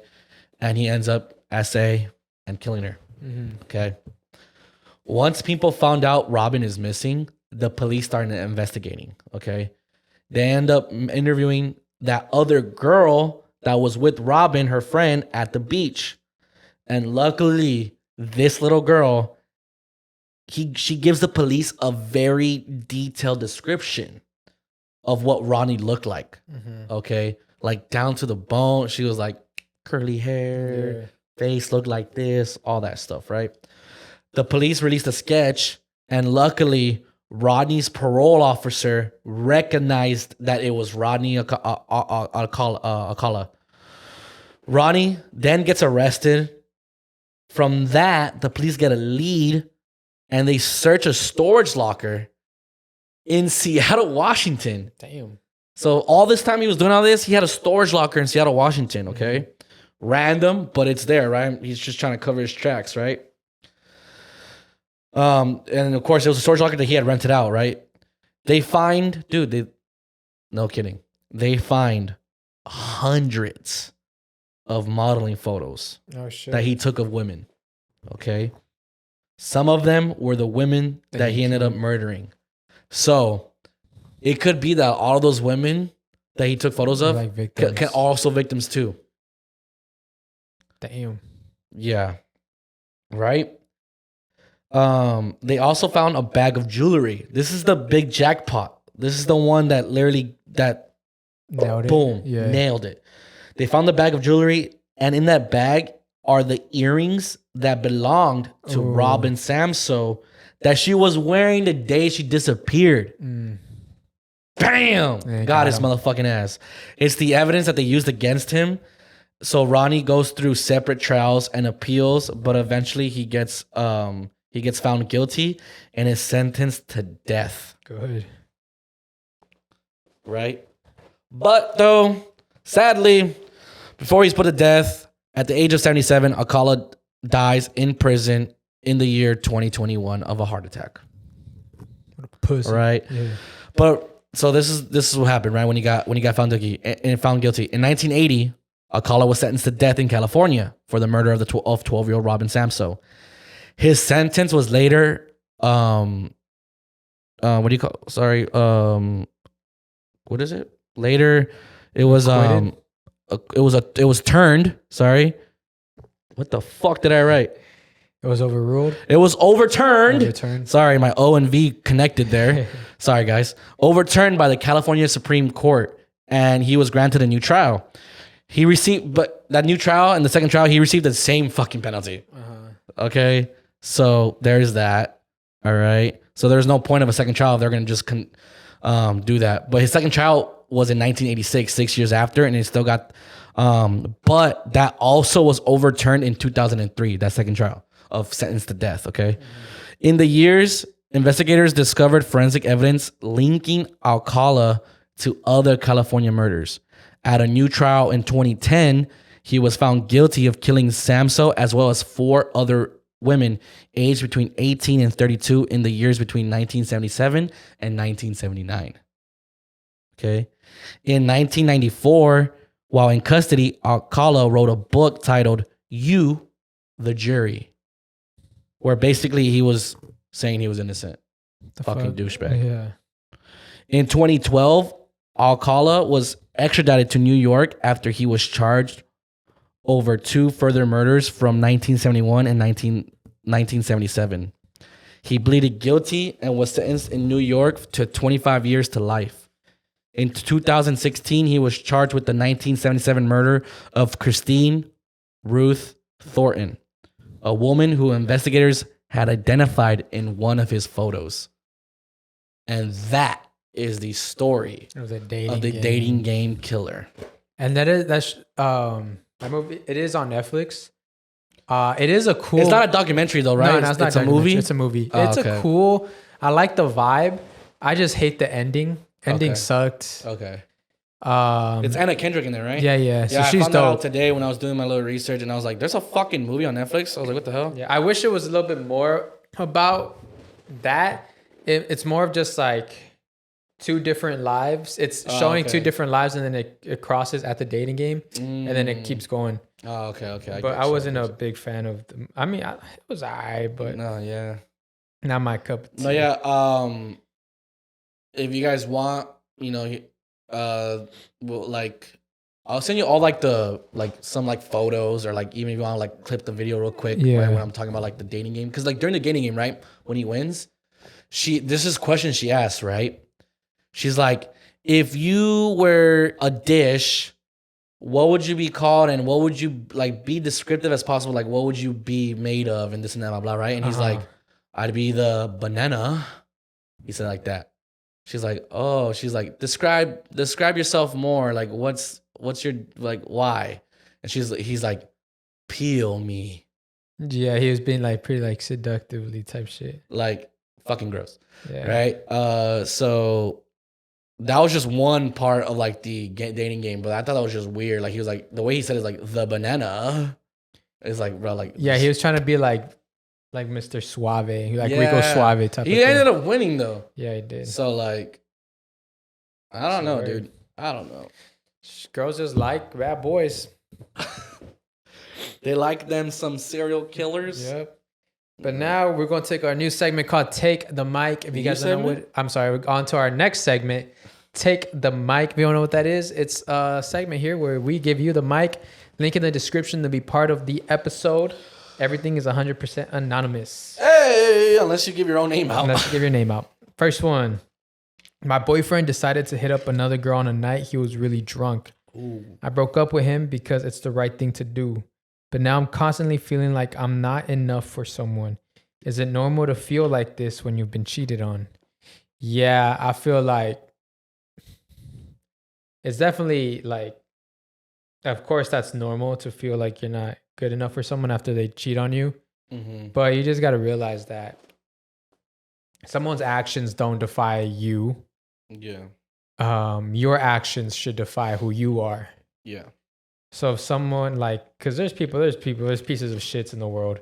Yeah, so just because they do something that makes you feel weird and awkward, that doesn't defy who you are. Exactly. Your actions can sometimes make someone feel some type of way and do some things, but again, it's still not an excuse, right? Yeah. But if you're someone who does what they're supposed to do and treats their partner the way they're supposed to be treated, never take their actions as like your fault, or like don't let them make you feel worse, because like at the end of the day, they're the person that didn't value you the way you should be valued, and they took you for granted. Yeah. That's on them. Yeah. Their actions show that they took you for granted, and that shouldn't be like you saying like, oh, what should I have done? Like, no. It's what he shouldn't have done, or she shouldn't have done, or whatever, in that term. So in this case for you, it's what he shouldn't have done. So don't let this douchebag make you make you feel this way. It's like, nah. Exactly. So you're fine. You're fine. Just move on, and you deserve better, and you will get better. Next one. What's up, Sal and Aaron? I enjoy watching the pod. Good luck to Caesar on his new pod. But anyway, I just want to say, Aaron, you motivated me to start working out again. I started working out December 17th, and since then, I've lost 65 pounds. Yo. Damn. December 17th of last year? Yeah, I'm guessing. So 3 months, 60 pounds? That's like 30 pounds That's 20 pounds a month. That's crazy. It's almost March. Yeah. Dude, shout outs to you. What's your workout routine, bro? Well, yeah, man. Also, I'm going to start using Bumble in 31 and single. Any advice on setting up my profile on Bumble? First of all, show your progress. Yeah, say you've lost 65 pounds. Say that you've lost 65 pounds in 3 months. You'll get all the hoes.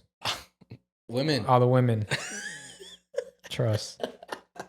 No, literally, dude, I think showing someone that you've like tried to better yourself in like physically, it does attract, people, because like they see that you're taking yourself more serious and that you're trying to better yourself in a certain way, right? Mm-hmm. But shout outs to you, dude. 65 pounds in like 3 to 4 months is ridiculous. That's a huge difference, man. I want to know, like, if you get right back, hopefully we see yours, where you started from and where you're at right now. Yeah. I want to see those stats. I want to see the progress pics. I want to see that. Yeah, so definitely post some progress pics. Just be you, man. Post some pictures of you now, Yeah. Post some pictures of you now, feel good. You don't need to force it, man. You don't need to force it, and just, write the description of just who you are. Next one. Hey guys, how does one start one's own podcast? I want to create a podcast that can help others and motivational for all the first gens going to college, since a lot of people gatekeep, especially advisors. Yeah, people have all these like courses that you have to pay for and stuff. Best way to start a podcast, let me see. It depends. You can go to iepodcasting.com and subscribe to my consulting services. What did I just say? Ding. Now I'm gonna put you on game. All right, so I'm going to assume it's going to be video and audio. If it's two, and then I'm going to assume it seems like it's going to be a one-person podcast, so that's easier. In the meantime, you can use a camera, any type of camera, even a phone, and your phone, but then something to record audio. Mm-hmm. To record audio, you really need a one-on-one sit down with me, and I would give it to you for free, to be honest. But you can use a PodTrack P4. They're about like 140 to record audio. That's what we started with, that little square thing. Mm-hmm. We have some old mics. Actually, the mic that's over there. Yeah. That whole kit costed like, I think $40-$50. With the stand and everything? Yeah, not the stand. Well, it had its own stand that you connect to the desk. Okay. And then it has the cable included. And then you just got to buy a memory card, click it on there, record audio, record your... What we like to do, we like to clap. That way you can match the audio and the video together. Because you'll see one large spike in the audio waves. And then so after you got that, now you upload it to YouTube, and then you can go on a RSS. You can go like rss.com or like simplecast.com. You pay like $15 a month, and then now you get that audio uploaded on every streaming platform. And then you just clip it, put it on TikTok. I use Premiere Pro to edit. I 100% recommend it. It's a little confusing, but tutorials. Watch tutorials or hit me up at iepodcasting.com. Love it. Love it. Make sure you create those accounts before you start too. Yeah. Like the yeah. YouTube, the TikTok, the Instagram, the Spotify, the Apple Pod, like all where you just like, listen to stuff. Definitely create those accounts. Make sure you already have a name and set. That way you can name all those accounts the same name. And yeah, that's great advice. Yeah. Yeah. Make sure you have a name that every account can be the same. Yeah. Yeah. All right, next one. Hey friends, just how we broke up with Caesar. My ex-man and I ended it a month ago. All right. I mean, you got a good hook there. Got my attention. Before I get called a DBS, I already diagnosed myself with it. Oh, wow. However, I've been healing, but it's been so hard. I feel like I'm taking forever to heal. Also, I have a literal nightmares of him talking to other girls. I don't know what to do. I go out, gym, and participate in new hobbies, but I still feel so sad and sick to my stomach. We were only together for about 5 months, but we got together when I was at my lowest in life. I don't know what to do. I feel like I'm taking forever to heal as I still think about him, and it hurts. No, he's probably being a hoe. Everyone tells me he was a bum as he's 27 with no consistent job, and I'm 22 living on my own with a full-time job. Yo, shout out to you. Yep. Despite trying to paint him in a negative light, I still miss him. I don't know. I just get sad whenever I think about past times. Like, how could it just have ended? It ended because he said it was too serious for him. He's 27 and not looking for anything serious and that was crazy. Too serious for him? It's crazy. That man's pushing 30. Yeah. He got to start a family. Yeah. Yeah, that's yo. So that's like that's a toxic that's a toxic move. It's called trauma bonding, right? Get you at your lowest. So you got to realize that you got trauma bonded together. Yeah. You got to get out of that and get out of here. Maybe you got to heal again. Whatever it was your lowest, you got to heal again. And then go through it again, like remember that time and then find a way to heal by yourself. Cuz it seems like he was just a distraction for that. And so that trauma or that lowest that you had to get stored somewhere because he didn't actually heal it. He distracted it. So now that he's gone, it comes back into the light. So I don't think he healed you. He just distracted you. So you got to learn how to heal from whatever was your lowest. Yeah, it looks like he's just trying to have like his little fun. At 27 is crazy. Yeah. Okay, really? Okay, let's... Oh, wait. Okay, I mean... You're 26. No, I'm 27. But no, I'm saying though... Damn. Let's move on. Now, what I'm saying though is like... This is like he's just trying to have fun, where the point was like, I'm not like out there like, hoeing around, right? Mm-hmm. If it happens, right? Let's just say. But like I've said before, like, I don't think I deserve it right now, but I want to deserve it. Mm-hmm. You get me? Yeah. But like, if it happens to me, I'm gonna accept it. You get me? But right now, like truly inside, like I don't feel like I'm deserving of love. Not like in a bad way. I just think I'm not who I'm supposed to be. And find that person. Like I don't want to be. I want that person to find the person I'm supposed to be. Like mentally, and I think also physically. I think both. I think both. Like legit both. Huh? Yeah. Why was there like a time where like you're like talking to someone and you found yourself like I'm not ready? No, for I don't think I'm nowhere near where I should be.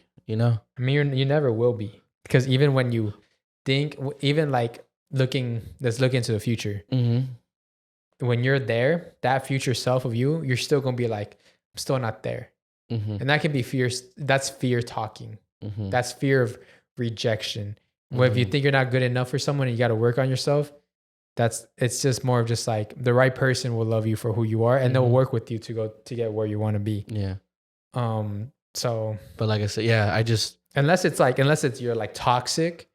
Then that's different. Oh no! Like I'm saying, like I will definitely let it happen if it happens, you know? Because that's an investment. Like, Yeah, like if I find someone, I'm gonna let it happen. I'm not gonna be scared to like try to get in there, you know? yeah. But I'm saying though, like right now, I don't feel worthy of that love right now. But what if there's a girl out there that's going to invest in you and be like, oh, yeah, if I just push Then into like, then I'd be a fucking moron not to, you know, fall like go in all into it, you know? exactly. You know what I mean? You got to, you're a Just feel like I'm not finding anyone, bro. I don't know. It's weird. Like, you gotta love yourself first. no, I don't hate And then myself. also you gotta like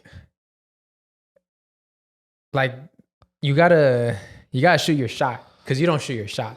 Oh, 100%. I don't. Yeah, And that's no, why. I get you. Yeah, I that's get why. you. That's why you're Yeah. not finding anyone. Well, okay. But like, also, I'm not gonna go find the love of my life at like a club or bar, right? I know you guys always say you don't shoot your shot at the bar or club. I'm like, yeah, I get it, but it's kind of like I don't feel like anytime we go out, I don't like. It's not like I have to go do that. Because think about this. Like, let's say like if I told you there's a really attractive girl you see, maybe like at a farmer's market or something. You're walking in the park and you see a really attractive girl, and I tell you, bro, if you go talk to that girl, just go say hi, introduce yourself. That girl will be the love of your life. But you got to go say hi. For the most part, like men nowadays, they get shy, they get scared. They're not going to do that. They see that. Well, if they knew that, obviously they would. But obviously no one knows the future. But that's really all it takes. Like the love of your life is just right there. I get you. Do you think social media has something to do with that? Oh, 100%. I think social media has like affected the way dudes want to approach girls or even wanting to approach girls because they're like, I don't want to get posted. I don't want to be embarrassed. I don't want to get rejected. Well, they don't post. That's high school stuff. No. But like, you know, this like, we've seen those videos of like, I've seen those videos randomly like on TikTok or like Instagram somehow that like these dudes get rejected and they get posted and they get clowned on. It's kind of like, dude, I mean, all he was trying to do was go up to this girl, you know, like, Well, why are they getting roasted for it? You know what I mean? There's two things. The people clowning on another man getting rejected, those are insecure men who are also too afraid to go for girls. Yeah. So but also in the comments, opinion, you see it's also women. They're saying like, oh my God, why did he use that line? You know, like just, it's kind of like, not everyone has the perfect line, bro. But then also it's like, everybody's always got some shit to say. Right? Yeah. We've talked, So it doesn't even matter. It doesn't even matter what anybody says because everybody's always got shit to say. Yeah, like we said, like remember how like we said we could say the most wholesome shit, right? And people are still gonna talk shit or say like gay or like you guys are. And at the end of the day, you don't whatever. At the end of the day, you don't want someone's perception, whatever, someone's opinion to affect your whole life. Like if you're never gonna find love because of what you think some random person you don't even know, you don't even care about has to say about you, that means shit. And I think about that too, because now I'm like vlogging actually. Like I'm literally out in public, sticking out my arm this high. And I think about, I'm like, you know what? I'm shy and shit, but why? This person does nothing. This person does not affect my income. This person does not affect my health. This person does not affect my family. So why the fuck do I even care what they have to say? So I like the mindset. I like the mindset, bro. It's definitely a tough thing to get there, but you just gotta be like, who gives a fuck? The dumb thing about that is it's not dumb unless you're successful. Yeah, exactly. If you're someone that's starting off, people are like, oh, look at this fucking wannabe. Look at this. Like, this guy's so fucking cringe. Look at him trying to like, and honestly, they're like, no one fucking cares about your life, blah, blah, blah. It's kind of like, well, I mean, at one point, Casey Neistat, no one gave a fuck about him. Yeah. But then he was so good at this. And it was very interesting where people did give a fuck about what he was doing. You know what's funny? I've never heard like, for example, like vlogging. I never heard anybody say no one cares about your life.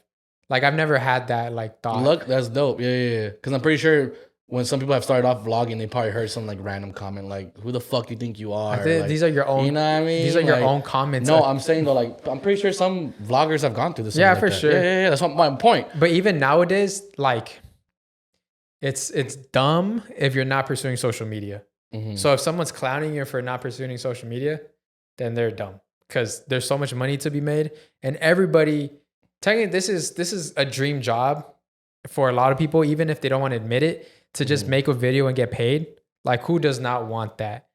So, and then people who clown on that are people who are afraid to do it. But I guarantee you, if they had the opportunity to do that, they'll for sure do it. Yeah. It's also sad that there's some people that shouldn't even be being paid for this shit, getting paid for it. Yeah. But hey, Like, I learned from my coworkers that one woman that's been trending for like a couple months now. Ash Trevino. There you go. That's literally, if That Ash is like Trevino, that's the ugly side of social media. If That I'm Ash talking about, Trevino is people out getting there- paid to like fucking like for like no reason. You know what I mean? Yeah. But that's the Yeah. thing with her, watch. Right. So with Ash Trevino, if she, the person she is, her looks, if she was able to go up and just start, why is anybody else not starting? Because she started at 0 as well. But she actually started despite her looks and despite how she thinks and her whatever's going on, she still started, which is already beating more than half of the people criticizing her who have not started. No, yeah. Clip that one, Andy. Don't clip that one, Clip Andy. that one. He's trying to be an Ash Trevino fan here. I don't know. I'm not fucking. I am not an Ash Trevino Because like fan. the difference is with her, it is the fact that people watch her to clown on her. It's not like she has fans. She has subscribers that just like to clown on her, which they're doing the wrong thing because they're still giving her the attention and the views that's getting her paid. Yeah. I saw So like, something. if you don't want someone to be famous, just ignore them. Yeah. Don't give them any type of clout, any type of like attention. Because even like, again, even we know this is all negative attention. It's still attention. I saw a conspiracy about where she gets her donations from, like her money. You know how people like send gifts? Yeah, on There's a TikTok. conspiracy of where that comes from. It's linked to a church.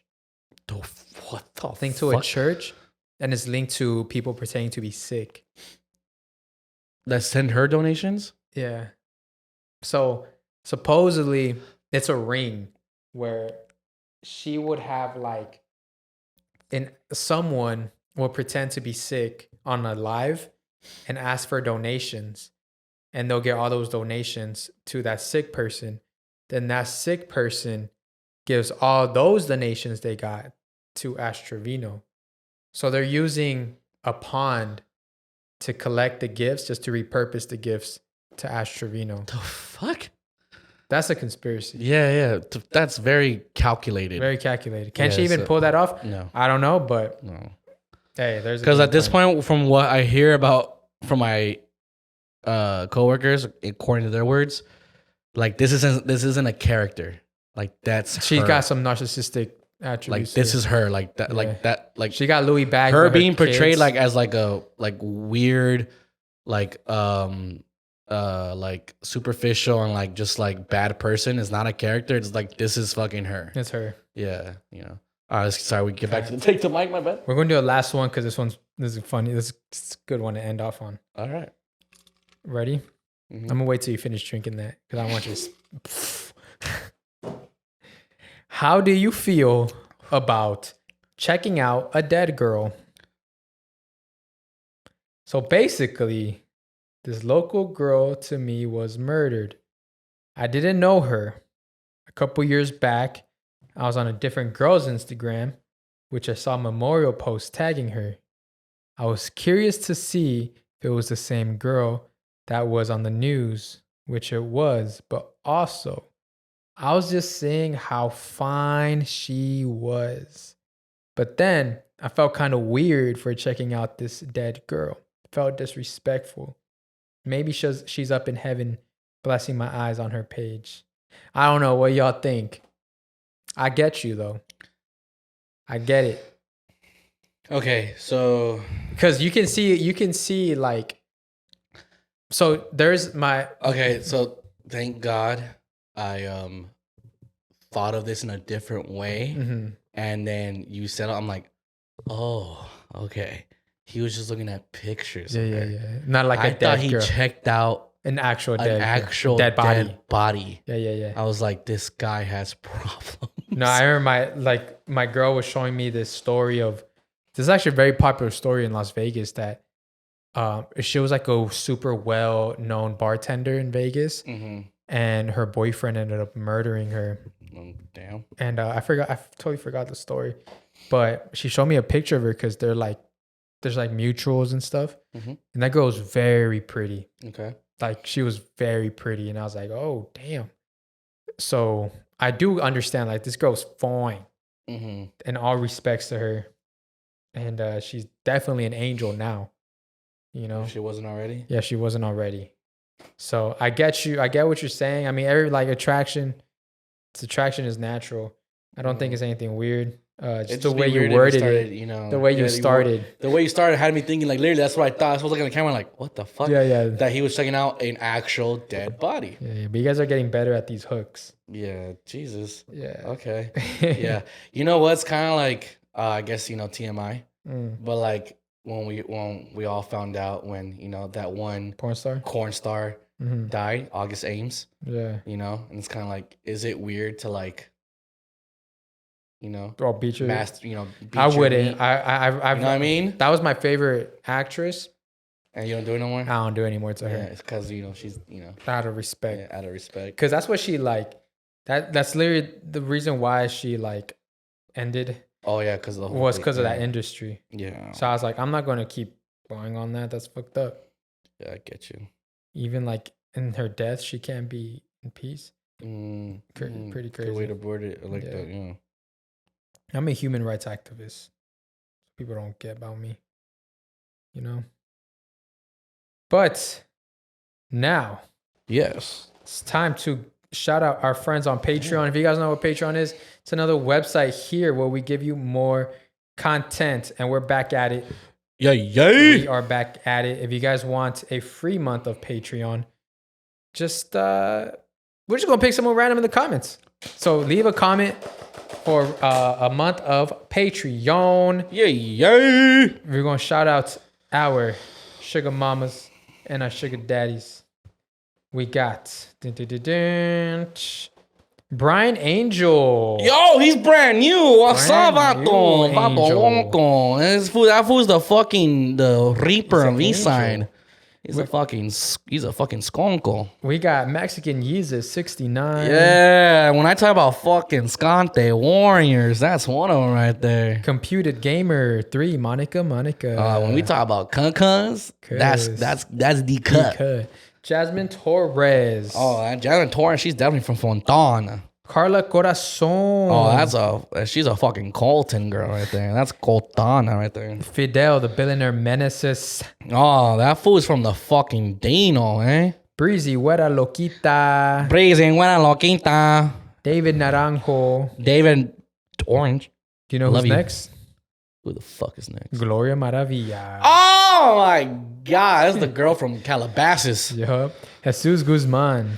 Jesus. Oh, dude, Jesus? What a guy. Karencita. Ooh, ah. What would you say last time? Oh, yeah. Ooh, ah, yeah. Yeah. Yeah.